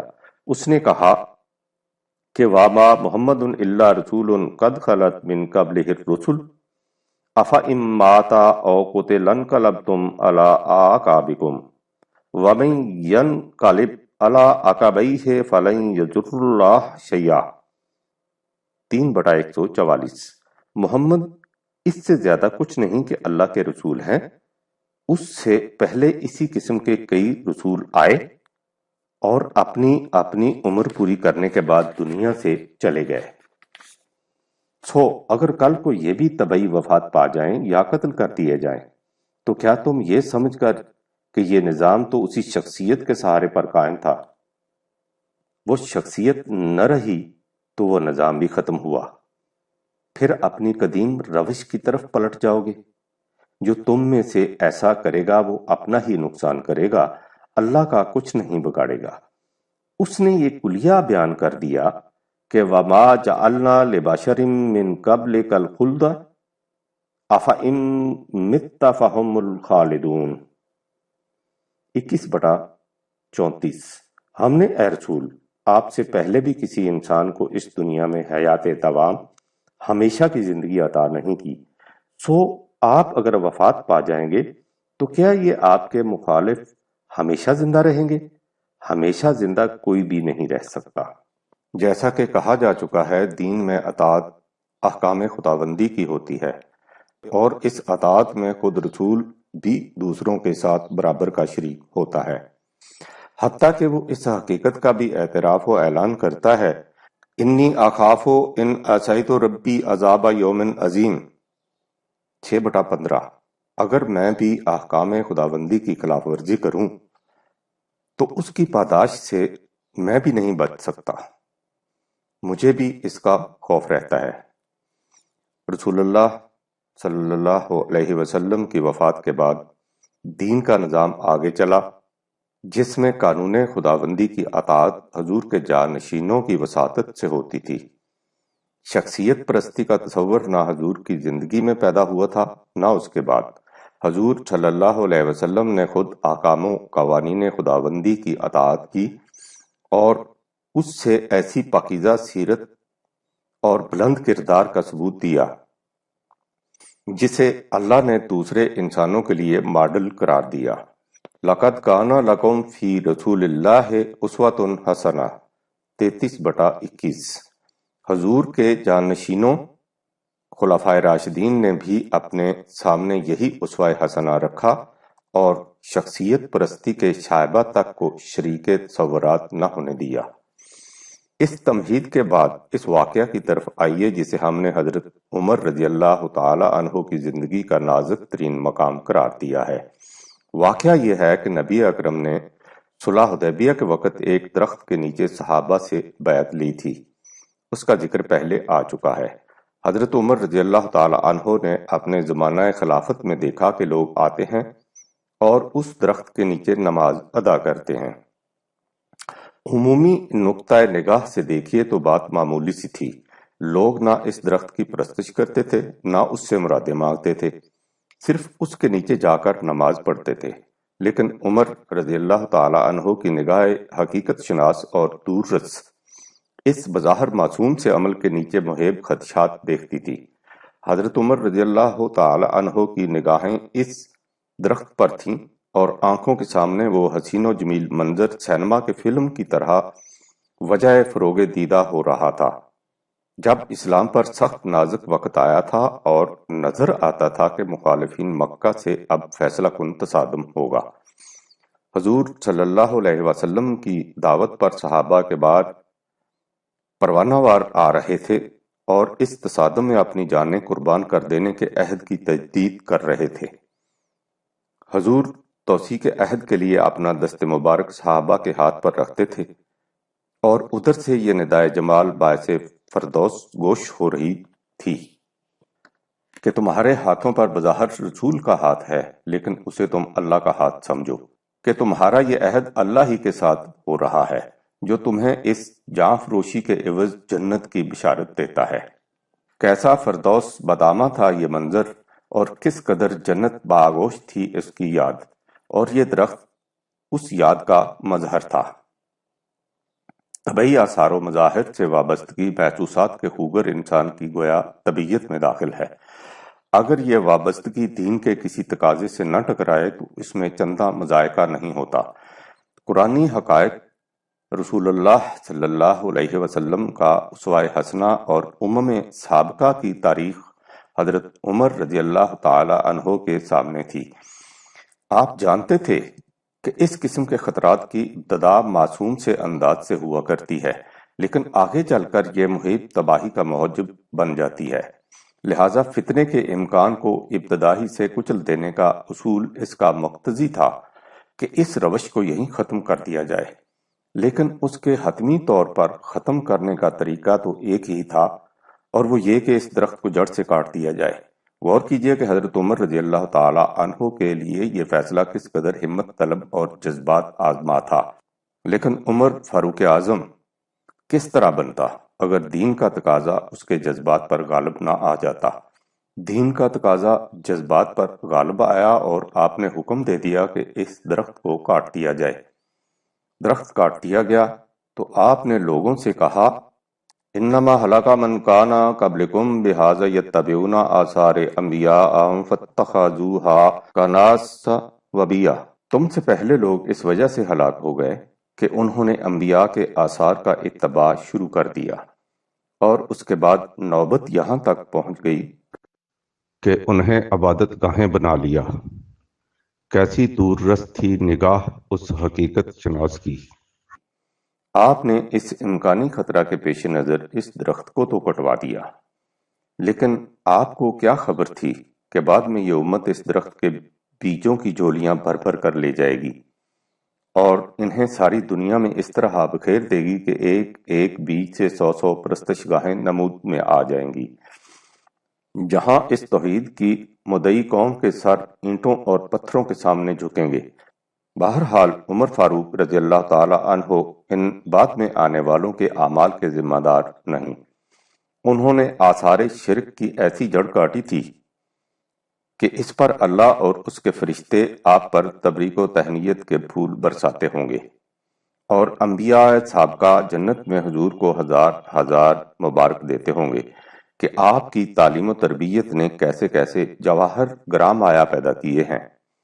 ان اللہ و ملائکاتہ یصلون علی النبی یا ایہا الذین آمنوا صلو علیہ وسلموا تسلیما 33/56۔ اسی طرح آپ ایک دفعہ حج کے لیے روانہ ہوئے تو راستے میں دیکھا کہ ایک مسجد ہے جس کی طرف لوگ دوڑ دوڑ کر جا رہے ہیں۔ آپ نے لوگوں سے پوچھا کہ یہ کیا ہے؟ انہوں نے کہا کہ رسول اللہ صلی اللہ علیہ وسلم نے ایک دفعہ اس مسجد میں نماز پڑھی تھی، لوگ تبرکن اس میں جا کر نماز پڑھتے ہیں۔ آپ نے یہ سنا تو لوگوں کو ڈانٹا اور کہا، جس شخص کو اس مسجد کے قریب نماز کا وقت آ جائے وہ تو اس میں جا کر نماز پڑھ لے، لیکن بتکلف اور بتعمد اس میں کوئی نماز نہ پڑھے۔ آپ نے ایک دفعہ سنا کہ ایک قبر ہے جسے لوگ حضرت دانیال کی قبر سمجھ کر اس کی طرف رجوع کرتے ہیں۔ آپ نے حکم دے دیا کہ اس قبر کو چھپا دیا جائے۔ حجر اسود۔ ہمارے ہاں حجر اسود دیوار کعبہ میں نصب سیاہ پتھر کے ٹکڑے کا چومنا مناسک حج میں قرار دیا جاتا ہے اور اس پر عمل بھی کیا جاتا ہے۔ قرآن کریم میں نہ حجر اسود کا ذکر ہے نہ اس کے چومنے یا چھونے کو مناسک حج میں شامل کیا گیا ہے۔ یہ چیز عربوں میں زمانہ قبل از اسلام سے چلی آ رہی تھی۔ ہم متیقن تو نہیں کہہ سکتے، لیکن ایسا معلوم ہوتا ہے کہ دیوار کعبہ میں دوسرے رنگ کا ایک پتھر اس مقصد کے لیے لگایا گیا ہوگا کہ اس سے طواف کعبہ کے چکروں کے شمار میں آسانی رہے، یعنی بآسانی معلوم ہو جائے کہ یہاں سے ہم نے چکر شروع کیا تھا اور یہیں آ کر ایک چکر ختم ہو گیا۔ یا شاید اس کی لم یہ ہو کہ سامی اقوام میں پختگی عہد کا طریقہ یہ تھا کہ عہد کرنے والا دوسرے فریق کے ہاتھ پر ہاتھ مارتا تھا۔ یہ طریق بالعموم ساری دنیا میں پایا جاتا ہے۔ دور ابراہیمی میں جب حج کی ابتدا ہوئی تو اس کا بنیادی مقصد خدا سے یہ عہد کرنا تھا کہ ہم تیرے سوا کسی کی معبودیت و محکومیت اختیار نہیں کریں گے۔ اس عہد کی توثیق کے لیے خدا کے ہاتھ پر ہاتھ مارنا تو ممکن نہیں تھا، اس لیے ہو سکتا ہے کہ اس کے لیے بطور علامت یہ طے کیا گیا ہو کہ بیت اللہ خدا کے گھر میں نصب شدہ پتھر پر ہاتھ مارنے سے سمجھا یہ جائے کہ تم خدا سے توثیق عہد کر رہے ہو، جس طرح خدا کے گھر کے گرد گھومنے سے مقصد یہ بتانا تھا کہ ہم خدا کے لیے اپنا سب کچھ نثار کرنے کے لیے تیار ہیں، کیونکہ کسی کے گرد گھومنے سے مقصد اس پر نثار ہو جانا ہوتا ہے۔ اس خطرہ کے پیش نظر کہ لوگ کہیں حجر اسود کی پرستش ہی نہ شروع کر دیں، حضرت عمر نے اس کی طرف اشارہ کر کے اعلانیہ کہا تھا کہ میں جانتا ہوں کہ تو ایک پتھر ہے، نہ کسی کو نفع پہنچا سکتا ہے نہ نقصان۔ یہ تھا توحید کے معاملہ میں حضرت عمر رضی اللہ تعالی عنہ کی احتیاط کا عالم۔ بعض روایات میں ہے کہ آپ نے کہا تھا، میں جانتا ہوں کہ تو ایک پتھر ہے، نہ نفع دے سکتا ہے نہ نقصان، واللہ اگر میں رسول اللہ کو بوسہ دیتے نہ دیکھتا تو میں تجھے کبھی بوسہ نہ دیتا۔ ہمارے خیال میں اس روایت کا آخری حصہ وضعی ہے اور بعد کا اضافہ، رسول اللہ صلی اللہ علیہ وسلم اس پتھر کو چومتے نہیں ہوں گے، نہ ہی حضرت عمر نے ایسا کہا ہوگا، اس لیے کہ کسی پتھر کو چومنے سے اس کی تقدیس مقدس ہونے کا تصور ابھرتا ہے، اور یہ چیز توحید کی اس تعلیم کے منافی ہے جسے قرآن کریم نے پیش کیا ہے۔ قرآن کریم نے بعض چیزوں کو شاعر اللہ قرار دے کر ان کے احترام کا حکم دیا ہے۔ یہ نقطہ سمجھنے کے قابل ہے۔ شاعر مادہ شین عین رے جس سے لفظ شعور بنتا ہے کہ معنی ہیں وہ محسوسات، علامات، سمبل جن سے کوئی مستور حقیقت سمجھ میں آ سکے۔ وہ کوڈ ورڈ جو جنگ میں علامات کے طور پر استعمال کیے جاتے تھے شعار کہلاتے تھے، نیز ایسی علامات جن سے اپنے قافلے کی پہچان ہو سکے۔ اسی طرح جن جانوروں کو وہ حج میں اپنے ساتھ لے جاتے تھے ان پر نشانات لگانے کو اشعار کہتے تھے۔ قرآن کریم نے مناسک حج کے سلسلہ میں بعض چیزوں، صفا و مروہ کی پہاڑیوں اور حج میں ساتھ لیے جانے والے اونٹوں کو شعائر اللہ کہہ کر پکارا ہے، 2/158، 22/34، اور کہا ہے کہ ان کا احترام کرو۔ شعائر اللہ کے احترام سے مفہوم کیا ہے؟ اسے ایک مثال کی روح سے سمجھیے۔ ہر مملکت کا ایک جھنڈا ہوتا ہے۔ جھنڈے کی ذاتی حیثیت تو اتنی ہی ہوتی ہے کہ وہ مشتمل ہوتا ہے ایک لمبی سی لکڑی اور کپڑے کے ٹکڑے پر، لیکن وہ علامت بن جاتا ہے اس سلطنت کی، اس لیے اسے علم کہا جاتا ہے۔ اس جھنڈے کی سرفرازی اس سلطنت کی سرفرازی کی علامت ہوتی ہے، اور اس کا سرنگوں ہو جانا اس سلطنت کی نکبت کی نشانی۔ اس جھنڈے کا احترام اس مملکت کے افراد پر لازم قرار دیا جاتا ہے۔ یہ احترام اس جھنڈے کا نہیں ہوتا، اس مملکت کا ہوتا ہے۔ جو شخص اس جھنڈے کا احترام نہیں کرتا، اس کے متعلق سمجھ لیا جاتا ہے کہ اس کے دل میں اس مملکت کا احترام نہیں، اور یہ چیز اس مملکت کے خلاف بغاوت کے مرادف قرار پاتی ہے۔ فی الحاظہ سنگین جرم شاعر اللہ سے یہی مفہوم ہے، یعنی وہ چیزیں جنہیں حکومت خداوندی کی محسوس علامات قرار دیا جائے۔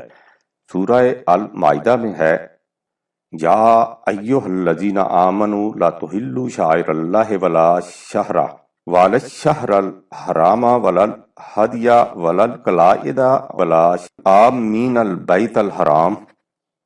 اے جماعت مومنین، تم شاعر اللہ کی بے حرمتی نہ کرو، اور نہ ہی ان مہینوں کی جن میں جنگ کرنے کی ممانعت کی گئی ہے، اور نہ ہی ان تحائف اور نشان زدہ جانوروں کی جو اس اجتماع عظیم میں بھیجے جاتے ہیں، اور نہ ہی اس اجتماع میں شرکت کے لیے جانے والوں کی۔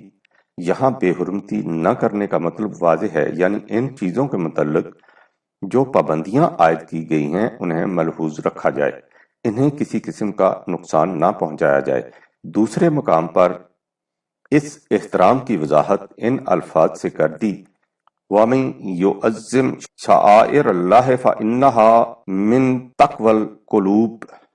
شاعر اللہ کی تعظیم دراصل اس امر کا اظہار ہے کہ تمہارے دل میں قوانین خداوندی کی نگہداشت کی اہمیت کا احساس ہے، یعنی ان محسوس علامات کا احترام مقصود بالذات نہیں، یہ اس امر کی دلیل ہے کہ تمہارے دل میں قوانین و احکام خداوندی کا احترام ہے، اور یہ ان کے احترام کا محسوس مظاہرہ ہے۔ یہ ہے شعائر اللہ کے احترام کا مطلب۔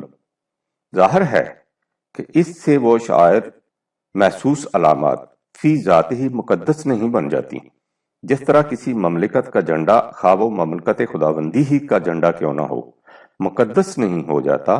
اگر کوئی شخص اس جھنڈے کو چومنے لگ جائے تو یہ اس جھنڈے کا احترام نہیں ہوگا، پرستش ہو جائے گی۔ بت پرستی کی ابتدا بھی تو اسی طرح ہوئی تھی۔ بتوں کے متعلق ان کے پرستار یہی کہتے ہیں کہ در حقیقت ہمارے غیر مرئی معبودوں کی محسوس و مرئی علامات ہیں، لیکن جب ان علامات کو فی ذات ہی مقدس تصور کر لیا گیا تو وہ خود معبود بن گئی۔ قرآن کریم چونکہ شرک کی تمام راہوں کو بند کر دینا چاہتا ہے، اس لیے وہ کسی علامت کو مقدس نہیں بننے دیتا، وہ علامت حکومت خداوندی کے احترام کا حکم دیتا ہے، انہیں مقدس بنا لینے کا نہیں۔ اور تو اور اس نے کعبہ کو بھی مسجد الحرام کہہ کر پکارا ہے، یعنی واجب الاحترام، مرکز اطاعت خداوندی۔ کسی چیز کے واجب الاحترام ہونے اور ان معنوں میں مقدس ہونے میں جن کی طرف اوپر اشارہ کیا گیا ہے کیا فرق ہے، اسے قرآن کریم نے نہایت عمدگی سے واضح کر دیا ہے۔ صفا اور مروہ کی پہاڑیوں کو قرآن کریم نے شاعر اللہ میں سے قرار دیا ہے۔ ایسا معلوم ہوتا ہے کہ زمانہ قبل از اسلام میں عرب انہیں مقدس تصور کرتے تھے، اس لیے ان میں چلنا پھرنا گناہ سمجھتے تھے۔ قرآن کریم نے یہ اعلان کیا کہ صفا اور مروہ شاعر اللہ میں سے تو ہیں، لیکن فلا جناح علیہ ان یطوفا بہما 2/158، ان میں گھومنا پھرنا گناہ کا موجب نہیں، یعنی شاعر اللہ کا احترام تو کیا جائے گا، انہیں مقدس نہیں تصور کر لیا جائے گا۔ اس سے احترام اور تقدیس کا فرق واضح ہو جاتا ہے۔ اسی طرح جیسا کہ پہلے لکھا جا چکا ہے، قرآن کریم نے ان اونٹوں کو بھی شاعر اللہ میں سے قرار دیا ہے جنہیں عازمین حج اپنے ساتھ لاتے تھے، لیکن اس کے ساتھ ہی اس کی بھی وضاحت کر دی کہ ان جانوروں کو مقدس نہ سمجھ لیا جائے، سفر میں ان سے عام جانوروں کی طرح کام لیا جائے اور پھر مکہ میں قیام کے دوران انہیں ذبح کر کے ان کا گوشت خود بھی کھایا جائے اور دوسرے ضرورت مندوں کو بھی کھلایا جائے۔ یہ ہے وہ وجوہات جن کی بنا پر ہم سمجھتے ہیں کہ نبی اکرم صلی اللہ علیہ وسلم حجر اسود کو چومتے نہیں ہوں گے۔ اول تو جیسا کہ پہلے کہا گیا ہے، قرآن کریم نے حجر اسود کو شاعر اللہ میں شمار نہیں کیا، قرآن کریم میں اس کا ذکر تک نہیں آیا، لیکن اگر اسے مملکت اسلامیہ نے منجملہ شاعر قرار دیا تھا تو اس کا فقط احترام مقصود تھا، اسے پرستش کی شے بنانا مقصود نہیں تھا۔ اور اسی بنا پر ہم نے کہا ہے کہ اس روایت کا یہ حصہ جس کی روح سے کہا جاتا ہے کہ حضرت عمر رضی اللہ تعالی عنہ نے فرمایا تھا کہ اگر میں رسول اللہ صلی اللہ علیہ وسلم کو بوسہ دیتے نہ دیکھتا تو میں تجھے کبھی بوسہ نہ دیتا، صحیح نہیں ہو سکتا۔ قرآن کریم نے توحید کا ایسا بلند اور منزہ تصور دیا ہے کہ اگر وہ پیش نظر رہے تو پھر اسلام میں اس قسم کی چیزیں بار ہی نہیں پا سکتی، اور اگر توحید کا یہ تصور معاذ اللہ رسول اللہ صلی اللہ علیہ وسلم اور صحابہ کے بعد رضوان اللہ علیہم کے بھی پیش نظر نہیں تھا تو پھر اور کس کے پیش نظر ہوگا؟ احادیث نبوی اور عمر فاروق رضی اللہ تعالی عنہ۔ آثار سے آگے بڑھیے تو احادیث رسول اللہ صلی اللہ علیہ وسلم کے معاملہ میں بھی آج اکثر لوگوں کو حضرت عمر رضی اللہ تعالی عنہ کا مسلک عجیب سا نظر آئے گا، لیکن جن کی نگاہیں دین اسلامی نظام کی کنہ و حقیقت پر ہیں وہ سمجھ جائیں گے کہ جو کچھ انہوں نے اس باب میں کیا وہ تقاضائے دین کے عین مطابق تھا، جیسا کہ ہم مجملاً دیکھ چکے ہیں اور جسے تفصیلاً آگے چل کر اسلامی نظام کے عنوان میں بیان کیا جائے گا۔ اسلام میں اطاعت اللہ تعالیٰ کی کتاب قرآن مجید کی ہے، کیونکہ اس کتاب کو تمام نوع انسان کے لیے ہمیشہ کے لیے ضابطۂ ہدایت بننا تھا، اس لیے اس میں چند تفصیلی احکام کے سوا صرف اصول دیے گئے ہیں، اور اسے اسلامی مملکت پر چھوڑ دیا گیا ہے کہ وہ ان اصولوں کی جزیات اپنے زمانہ کے تقاضوں کے مطابق خود متعین کرے گی۔ قرآن کے اصول ہمیشہ غیر متبدل رہیں گے، لیکن ان کی جزیات زمانے کے تقاضوں کے ساتھ ساتھ بدلتی رہیں گی۔ ثبات و تغیر کے اس حسین امتزاج سے دین کا نظام ہمیشہ کے لیے رواں دواں رہے گا۔ قرآنی اصولوں کی روشنی میں جزیات سب سے پہلے اس اسلامی مملکت نے مرتب کی جسے نبی اکرم صلی اللہ علیہ وسلم نے قائم فرمایا تھا۔ حضور کو جو اللہ کا حکم تھا کہ معاملات کے طے کرنے میں جماعت مومنین سے مشورہ کیا کریں، تو اس کا تعلق انہی جزیات کی تعیین سے تھا۔ اس مملکت کے نافذ کردہ فیصلوں کی اطاعت کا نام اطاعت اللہ اور رسول، اطیع اللہ و اطیع الرسول تھا، یعنی اس نظام خداوندی کے فیصلے جسے رسول اللہ نے قائم فرمایا۔ رسول اللہ صلی اللہ علیہ وسلم کی وفات کے بعد یہی نظام آگے چلا۔ اس وقت اطیع اللہ و اطیع الرسول کا عملی مفہوم تھا خلافت راشدہ، اسلامی مملکت کے فیصلوں کی اطاعت۔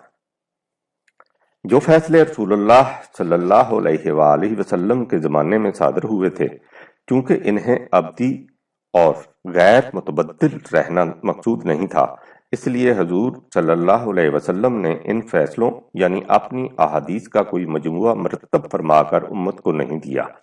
امت کو صرف قرآن دیا اور مکمل اور محفوظ شکل میں دیا، اسی شکل میں جس میں وہ آج ہمارے پاس ہے۔ نہ صرف یہ کہ آپ نے ایسا مجموعہ خود مرتب فرما کر نہیں دیا، بلکہ حکم دے دیا کہ لا تکتبوا عن غیر القرآن ومن کتب عن غیر القرآن فلیمحہ، مجھ سے قرآن کے سوا کوئی چیز نہ لکھو، جس نے قرآن کے سوا کوئی اور چیز لکھی ہو اسے مٹا دے۔ اسی بنا پر ان احادیث کا کوئی مجموعہ نہ حضرت صدیق اکبر رضی اللہ تعالی عنہ نے مرتب فرمایا، نہ حضرت فاروق اعظم رضی اللہ تعالی عنہ نے، اور نہ ہی ان کے بعد دیگر خلفائے اعظام یا صحابہ کرام نے۔ یہ مجموعے صدیوں بعد جا کر مرتب ہوئے جب اسلامی نظام باقی نہیں رہا تھا۔ انہوں نے نہ صرف یہ کہ ایسے مجموعے خود مرتب نہ کیے بلکہ ارشاد رسول صلی اللہ علیہ وسلم کے مطابق اس کے لیے امتناعی حکم جاری کر دیا، کیونکہ انہیں خدشہ تھا کہ اگر ایسے مجموعے مرتب ہو گئے تو لوگوں کی عقیدت انہیں ان کی طرف مائل کر دے گی اور دین کی یہ اصل کہ اطاعت قرآنی اصولوں کی روشنی میں موجودہ اسلامی حکومت کے فیصلوں کی جائے گی نگاہوں سے اوجھل ہو جائے گی اور امت میں انتشار پیدا ہو جائے گا۔ اس سلسلہ میں عام صحابہ کبار اور خلفائے اعظام کا مسلک کیا تھا، اسے ہم ذرا تفصیل سے بیان کرتے ہیں۔ احادیث کے متعلق صحابہ کا مسلک۔ مسند امام احمد میں ہے کہ صحابہ نے فرمایا، ہم لوگ جو کچھ رسول اللہ سے سنا کرتے تھے اسے لکھ لیا کرتے تھے۔ تب ایک دن رسول اللہ صلی اللہ علیہ وسلم ہم لوگوں کے سامنے برآمد ہوئے اور فرمایا، یہ کیا ہے جسے تم لوگ لکھ لیا کرتے ہو؟ ہم نے عرض کیا کہ حضور سے جو کچھ سنتے ہیں اس کو لکھ لیا کرتے ہیں۔ تب آپ نے فرمایا کہ کیا اللہ کی کتاب کے ساتھ دوسری کتاب، یعنی ایسا نہیں کرنا چاہیے؟ پھر فرمایا، ستھری کرو، خالص رکھو اللہ کی کتاب کو اور ہر قسم کے اشتباہ سے اسے پاک رکھو۔ صحابی کہتے ہیں کہ تب ہم نے جو کچھ لکھا تھا اس کو ایک میدان میں اکٹھا کیا، پھر اس کو ہم نے جلا دیا۔ امام ذہبی نے حضرت ابو بکر صدیق رضی اللہ تعالی عنہ کے متعلق حسب ذیل روایت بھی لکھی ہے۔ حضرت ابو بکر صدیق رضی اللہ تعالی عنہ نے رسول اللہ صلی اللہ علیہ وسلم کی وفات کے بعد لوگوں کو جمع کیا اور فرمایا کہ تم لوگ رسول اللہ صلی اللہ علیہ وسلم سے ایسی حدیثیں روایت کرتے ہو جن میں باہم اختلاف کرتے ہو اور تمہارے بعد کے لوگ اختلاف میں زیادہ سخت ہو جائیں گے، پس چاہیے کہ رسول اللہ صلی اللہ علیہ وسلم کی طرف منسوب کر کے کوئی بات نہ بیان کرو، پھر تم سے اگر کوئی کچھ پوچھے تو کہہ دیا کرو کہ ہمارے اور تمہارے درمیان اللہ کی کتاب ہے، پس چاہیے کہ اس کتاب نے جن چیزوں کو حلال کیا ہے ان کو حلال قرار دو اور جن باتوں کو حرام ٹھہرایا ان کو حرام ٹھہراؤ اور جن باتوں کو حرام ٹھہرایا ان کو حرام ٹھہراؤ۔ امام ذہبی نے یہ بھی لکھا ہے کہ حضرت عائشہ رضی اللہ تعالی عنہا نے فرمایا کہ میرے والد حضرت ابو بکر صدیق رضی اللہ تعالی عنہ نے رسول اللہ صلی اللہ علیہ وسلم کی احادیث کو جمع کیا اور ان کی تعداد 500 تھی۔ پھر ایک شب میں دیکھا کہ وہ یعنی حضرت صدیق اکبر رضی اللہ تعالی عنہ بہت زیادہ کروٹیں بدل رہے تھے۔ میں نے عرض کیا، آپ یہ کروٹیں کسی جسمانی تکلیف کی وجہ سے بدل رہے ہیں یا کوئی خبر آپ تک پہنچی ہے جسے سن کر آپ بے چین ہو رہے ہیں؟ آپ نے اس کا کوئی جواب نہ دیا۔ جب صبح ہوئی تو آپ نے فرمایا، بیٹی ان حدیثوں کو لاؤ جو تمہارے پاس ہیں۔ پھر آگ منگائی اور اس نسخہ کو جلا دیا۔ جہاں تک حضرت عمر رضی اللہ تعالی عنہ کا تعلق ہے، علامہ ابن عبد البر نے اپنی مشہور کتاب جامع بیان العلم میں اس روایت کو نقل کیا ہے۔ عمر بن خطاب رضی اللہ تعالی عنہ نے چاہا کہ سنن یعنی حدیثوں کو لکھوا لیا جائے، تب انہوں نے رسول اللہ کے صحابیوں سے فتویٰ طلب کیا تو لوگوں نے یہی کہا کہ حدیثیں لکھوا لی جائیں، لیکن لوگوں کے اس مشورہ سے حضرت عمر رضی اللہ تعالی عنہ کا قلب مطمئن نہ ہوا، چنانچہ کامل 1 ماہ تک حضرت عمر رضی اللہ تعالی عنہ اس معاملہ میں استخارہ کرتے رہے۔ پھر ایک دن جب صبح ہوئی اور اس وقت حق تعالی نے فیصلہ میں یکسوئی کی کیفیت ان کے قلب میں عطا کر دی تھی، حضرت عمر رضی اللہ تعالی عنہ نے لوگوں سے کہا کہ میں نے حدیثوں کو قلم بند کرانے کا ارادہ کیا تھا، پھر مجھے ان قوموں کا خیال آیا جو تم سے پہلے گزری ہیں، انہوں نے کتابیں لکھیں اور ان پر ٹوٹ پڑیں اور اللہ کی کتاب چھوڑ بیٹھیں، اور قسم ہے اللہ کی، میں اللہ کی کتاب کو کسی دوسری چیز کے ساتھ مخلوط کرنا نہیں چاہتا۔ اور یہ اس لیے تھا کہ جیسا کہ پہلے لکھا جا چکا ہے، خود نبی اکرم صلی اللہ علیہ وسلم نے فرمایا تھا کہ مجھ سے قرآن کے سوا کچھ نہ لکھو، جس نے قرآن کے سوا کوئی میری بات لکھی ہے تو اسے چاہیے کہ اسے مٹا دے۔ یہی نہیں کہ حضرت عمر رضی اللہ تعالی عنہ نے فیصلہ کر دیا کہ احادیث کو جمع اور مدون نہیں کرنا چاہیے، بلکہ وہ ایک قدم آگے بڑھے۔ چنانچہ طبقات میں ہے کہ حضرت عمر کے زمانہ میں حدیثوں کی کثرت ہو گئی تو آپ نے لوگوں کو قسمیں دے دے کر حکم دیا کہ ان حدیثوں کو ان کے پاس پیش کریں۔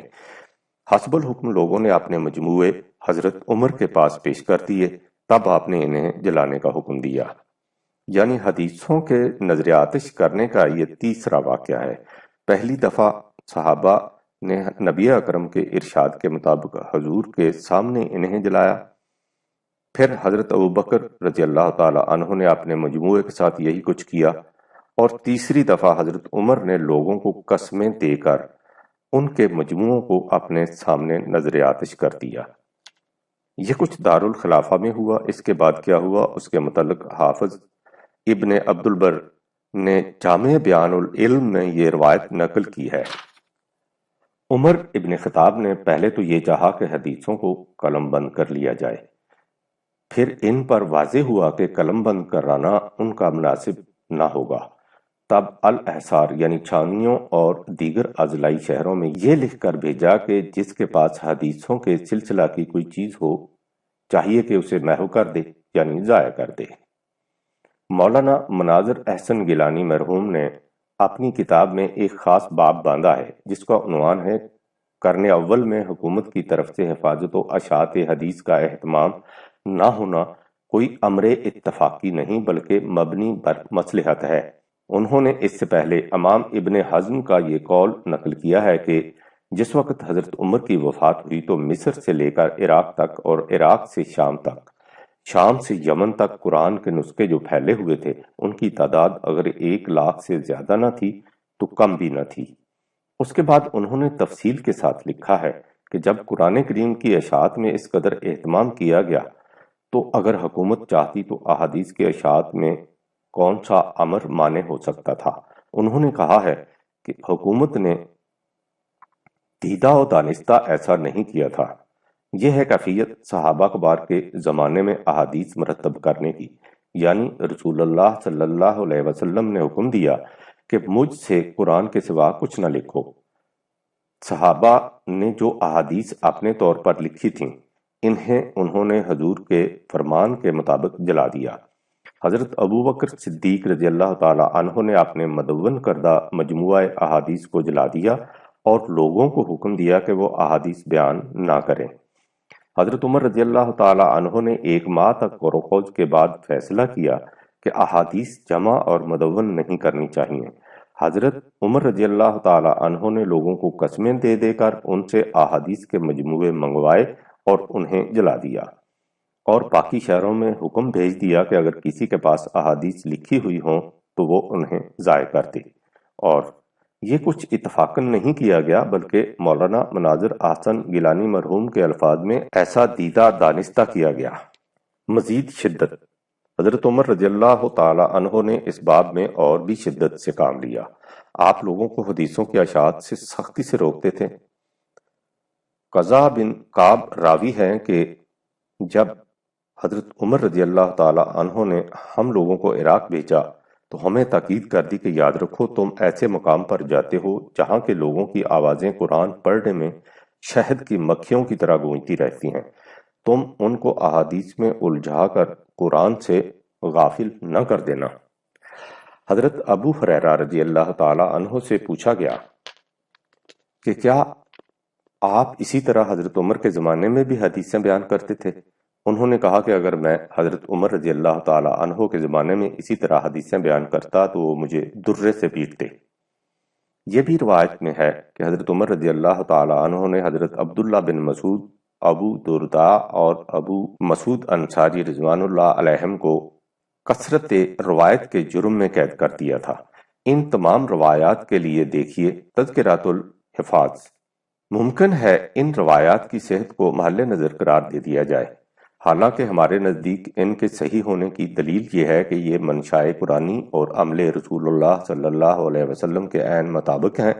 بائیں ہم اس بحث میں بھی نہیں الجھنا چاہتے اور نہ ہی آپ کو پریشان ہونے کی ضرورت ہے، اس لیے کہ اگر ہمیں یہ داخلی شہادات نہ بھی ملتی تو بھی ایک حقیقت ایسی ہے جس سے کسی کو مجال انکار نہیں، اور وہ یہ کہ خلافت راشدہ کے اختتام پر بھی کوئی ایسا مجموعہ احادیث نہیں ملتا جو ان حضرات نے خود مرتب فرمایا ہو یا ان کی زیر نگرانی مدون کیا گیا ہو۔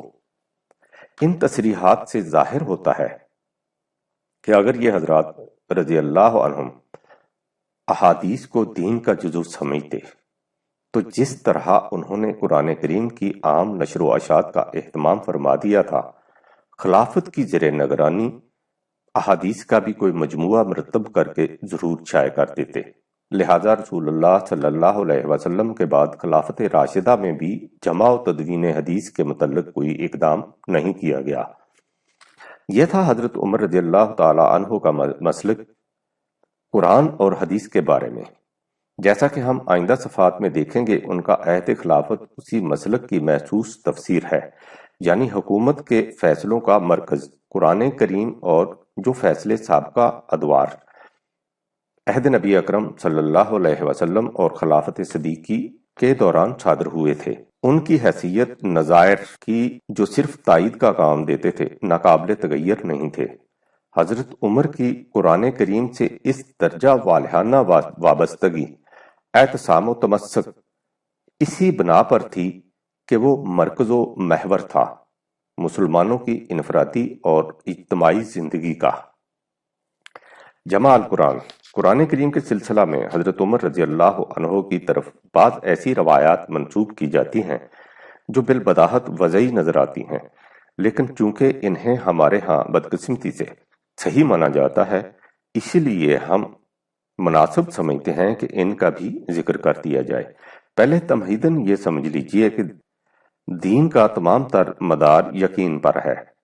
یقین اس امر کا کہ جس بات کو ہم دینی کہتے ہیں وہ بلا شک و شبہ اللہ کی طرف سے ہے۔ اگر اس بنیاد میں ذرا سا بھی تزلزل واقع ہو جائے تو دین کی ساری عمارت نیچے آ گرتی ہے۔ قرآن کریم واضح الفاظ میں بتاتا ہے کہ اصولی طور پر دین حضرت نوح علیہ السلام سے لے کر نبی اکرم صلی اللہ علیہ وسلم تک ہر رسول کو یکساں طور پر اللہ کی طرف سے ملتا رہا، لیکن اس کے باوجود انبیاء سابقہ کی تمام امتوں، یہود و نصارہ وغیرہ سے مطالبہ کرتا ہے کہ وہ قرآن پر ایمان لائیں۔ اس کی وجہ منجملہ دیگر وجوہات وہ یہ بتاتا ہے کہ ان لوگوں کے پاس وہ کتابیں اپنی اصلی شکل میں موجود نہیں جو ان کے انبیاء کو اللہ کی طرف سے ملی تھیں۔ ان میں تحریف و الحاق ہو چکا ہے، لہٰذا اب اس آسمان کے نیچے اللہ کا دین اپنی حقیقی اور غیر محرف شکل میں صرف قرآن کریم کے اندر ہے۔ قرآن کریم کا یہ دعویٰ کس طرح حرفاً حقیقت پر مبنی ہے، اسے میں نے اپنی کتاب مذاہب عالم کی آسمانی کتابیں میں بدلائل و شواہد واضح کر دیا ہے۔ چونکہ نبی اکرم اللہ کے آخری نبی تھے، اس لیے اللہ تعالیٰ نے اعلان کر دیا کہ اس نے نوع انسان کی ہدایت کے لیے جو کچھ دینا تھا اسے مکمل شکل میں قرآن میں دے دیا ہے۔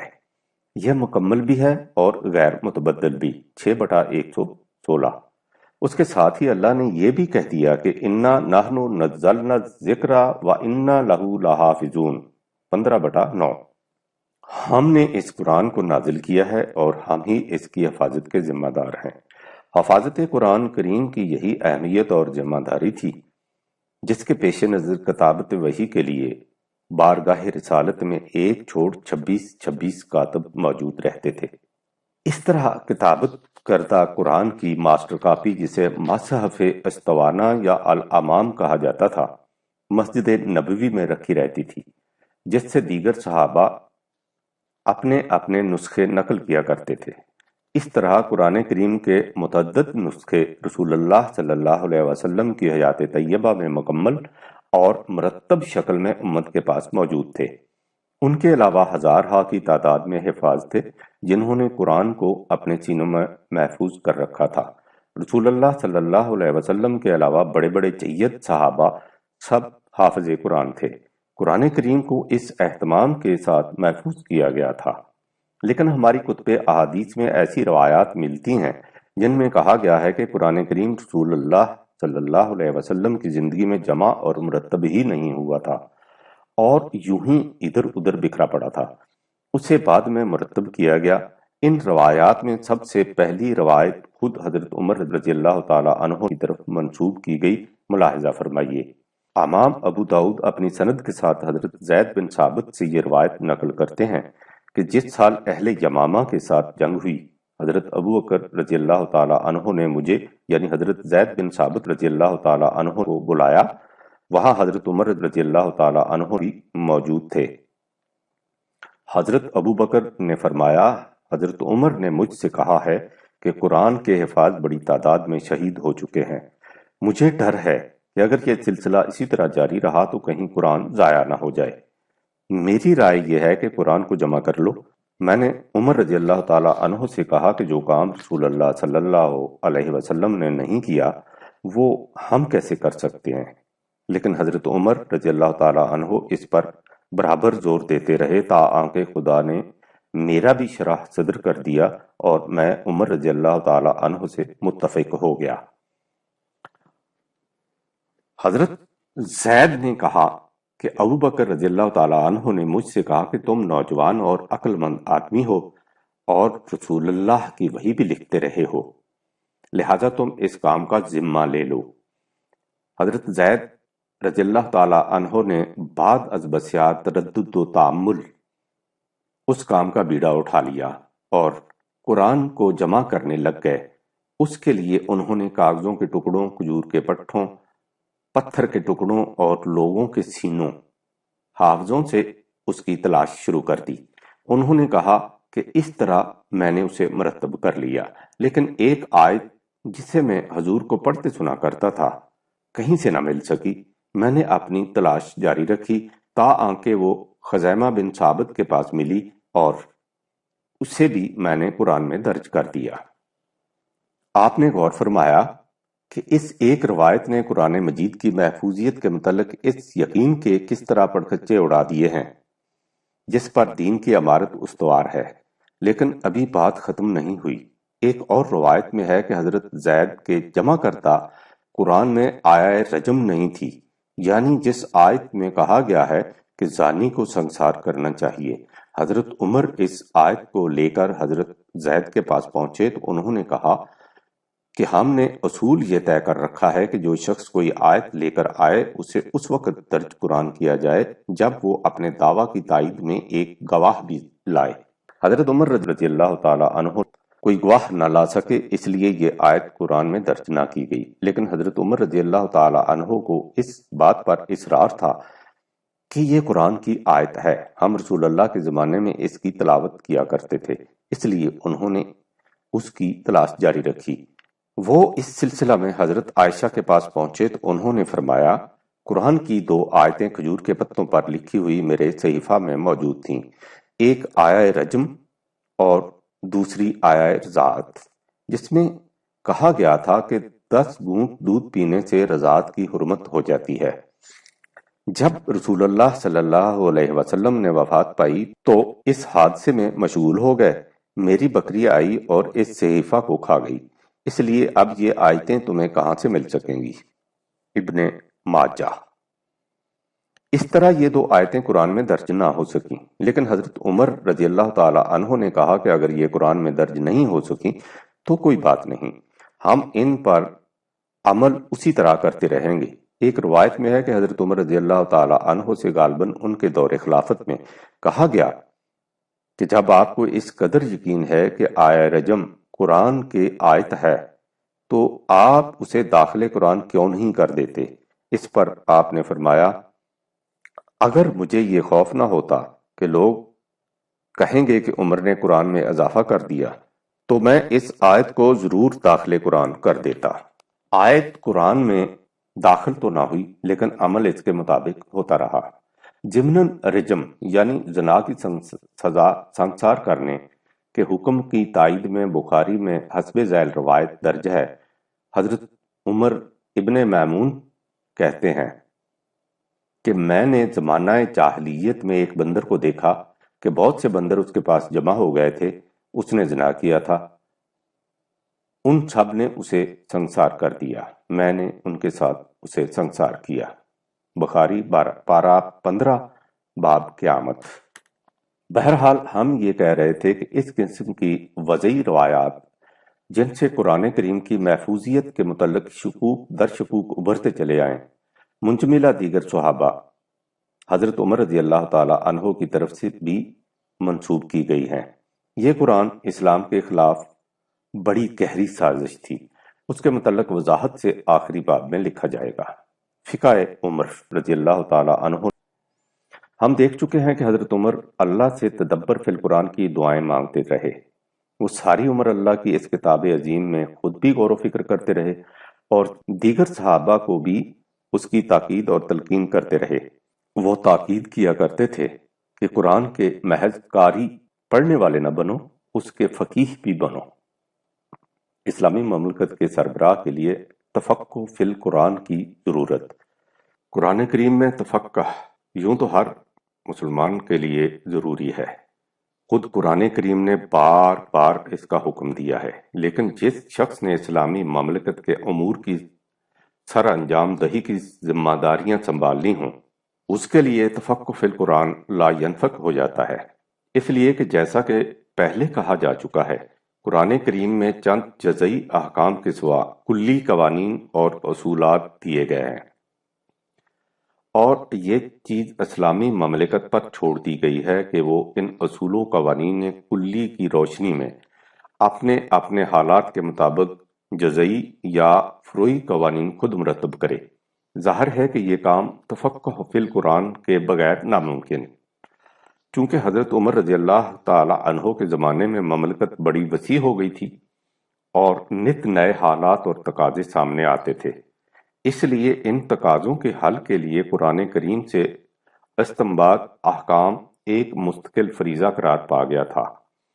اس اجمال کی تفصیل آگے چل کر اس باب میں دی جائے گی جس کا عنوان سیاسی نظام ہے، بلکہ یوں کہیے کہ اس باب کے بھی اس ذیلی گوشے میں جس کا تعلق اسلامی مملکت میں قانون سازی کے اصول سے ہے، اس وقت ہم صرف اتنا بتانا چاہتے ہیں کہ جب تفقہ فی القرآن حضرت عمر رضی اللہ تعالی عنہ کا عام زندگی میں بھی معمول تھا، تو خلافت کی ذمہ داریاں سنبھالنے کے بعد اس میں کس قدر اضافہ ہو گیا ہوگا۔ خلافت راشدہ کے احوال و قوائف کے متعلق شاہ ولی اللہ دہلوی کی ایک مبسوط تصنیف ہے اور اس میں عہد فاروقی رضی اللہ تعالی عنہ کی سرگزشت قریب 150 صفحات پر پھیلی ہوئی ہے۔ اس میں ایک مستقل عنوان ہے رسالہ در مذہب فاروق اعظم رضی اللہ تعالی عنہ۔ اس میں انہوں نے ان فقہی مسائل سے بحث کی ہے جنہیں حضرت عمر رضی اللہ تعالی نے قرآن کریم سے مستنبط فرمایا تھا۔ علامہ شبلی نے لکھا ہے کہ فقہ کے جس قدر مسائل حضرت عمر رضی اللہ تعالی عنہ سے منقول ہیں ان کی تعداد یوں تو ہزاروں تک پہنچتی ہے، لیکن ان میں جن مسائل کو تقدم حاصل ہے ان کی تعداد بھی 1000 سے کم نہیں، اور شاہ ولی اللہ نے انہی مسائل کی تفصیل اپنے رسالہ میں دی ہے۔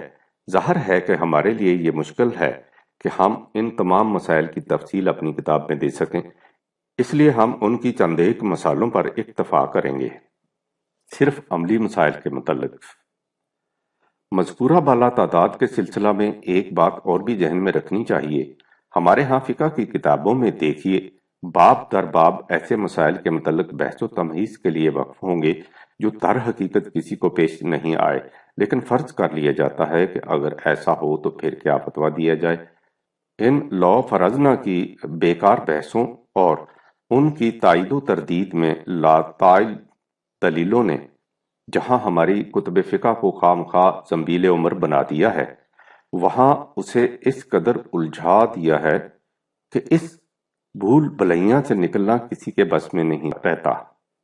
حضرت عمر رضی اللہ عنہ عملی انسان تھے، اس لیے وہ کبھی ایسے مسائل کے متعلق گفتگو نہیں کیا کرتے تھے جو عملاً درپیش نہ ہوں۔ ایک دفعہ ایک شخص نے ایک ایسے مسئلہ کا جواب معلوم کرنا چاہا جو اسے دراصل پیش نہ تھا، تو آپ نے اس سے کہا کہ ضرورت پیش آنے سے پیشتر فرضی طور پر ذہن میں سوال قائم نہیں کرنا چاہیے، اور نہ ہی اس کے جواب کی تلاش میں مارے مارے پھرنا چاہیے۔ ایسا کرنے والے کو آپ نے سختی سے ڈانٹا اور ملعون قرار دیا اور اس کا برسر منبر اعلان کیا۔ لہذا فقہ عمری انہی مسائل پر مشتمل ہے جو اس زمانے میں در حقیقت پیش آئے تھے۔ فقہ عمری کی مثالیں۔ قرآن کریم نے مسلمانوں کو اہل کتاب کی عورتوں سے شادی کر لینے کی اجازت دی ہے، 5/5۔ چنانچہ مسلمان ان سے نکاح کرتے تھے۔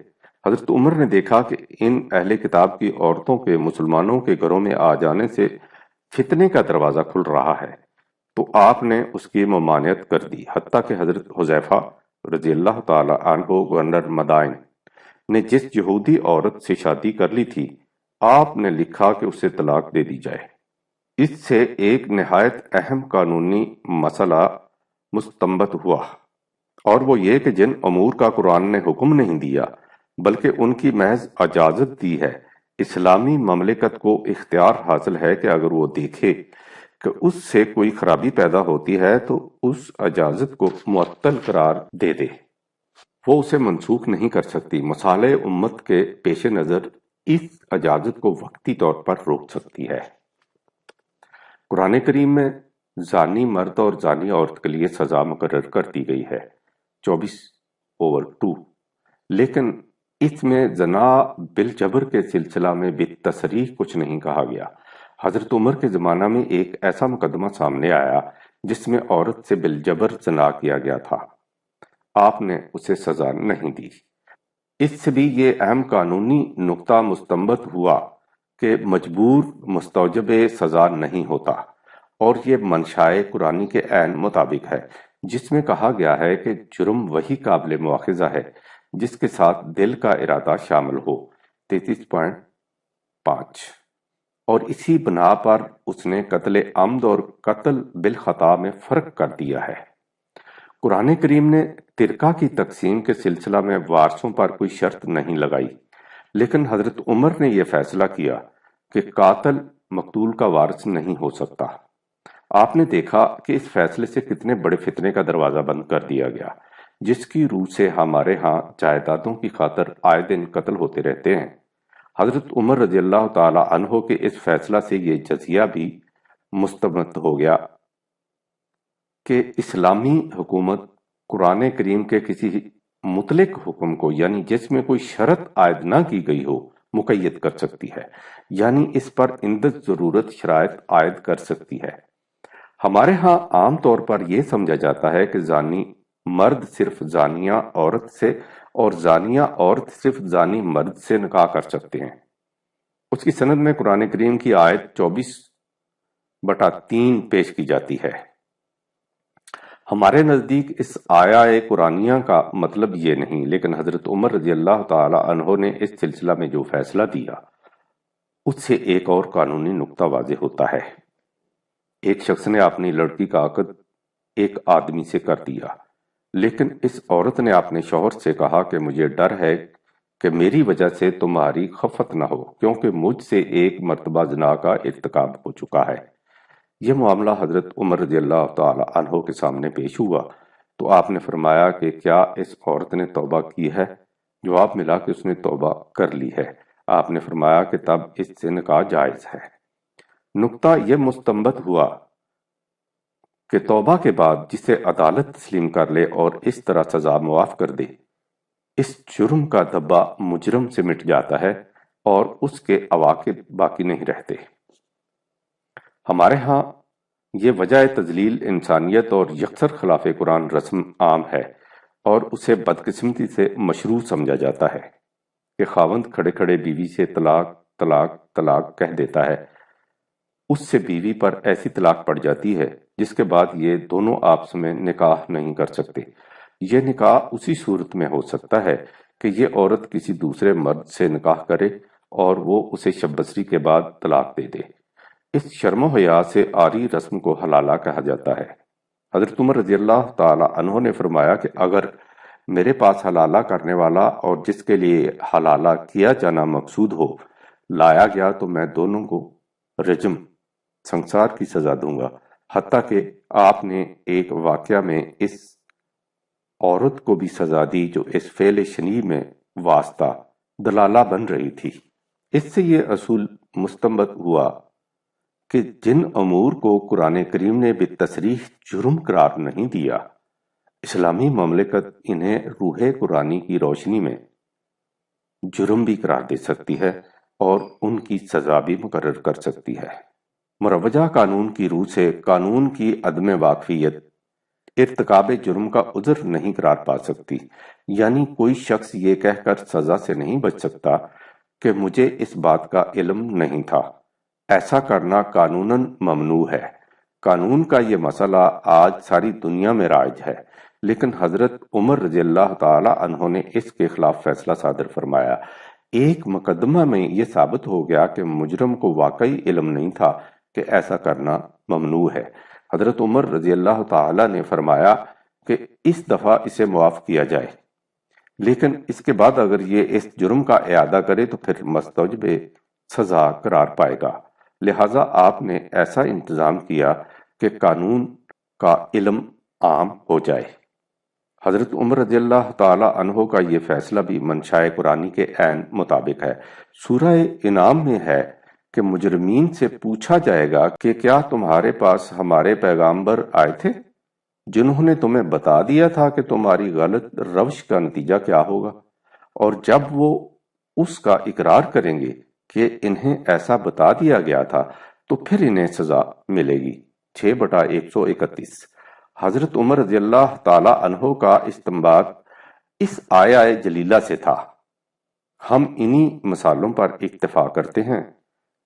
ان سے واضح ہو گیا ہوگا کہ حضرت عمر رضی اللہ تعالی عنہ کس طرح قرآن کریم پر غور و تدبر کیا کرتے تھے اور اس کی کلیات سے استنباط جزیات کرنے کے لیے ان کا انداز اور مسلک کیا تھا۔ ان امور کی تفاصیل آئندہ متعلقہ عنوانات میں آپ کے سامنے آئیں گی۔ وبیدہ التوفیق۔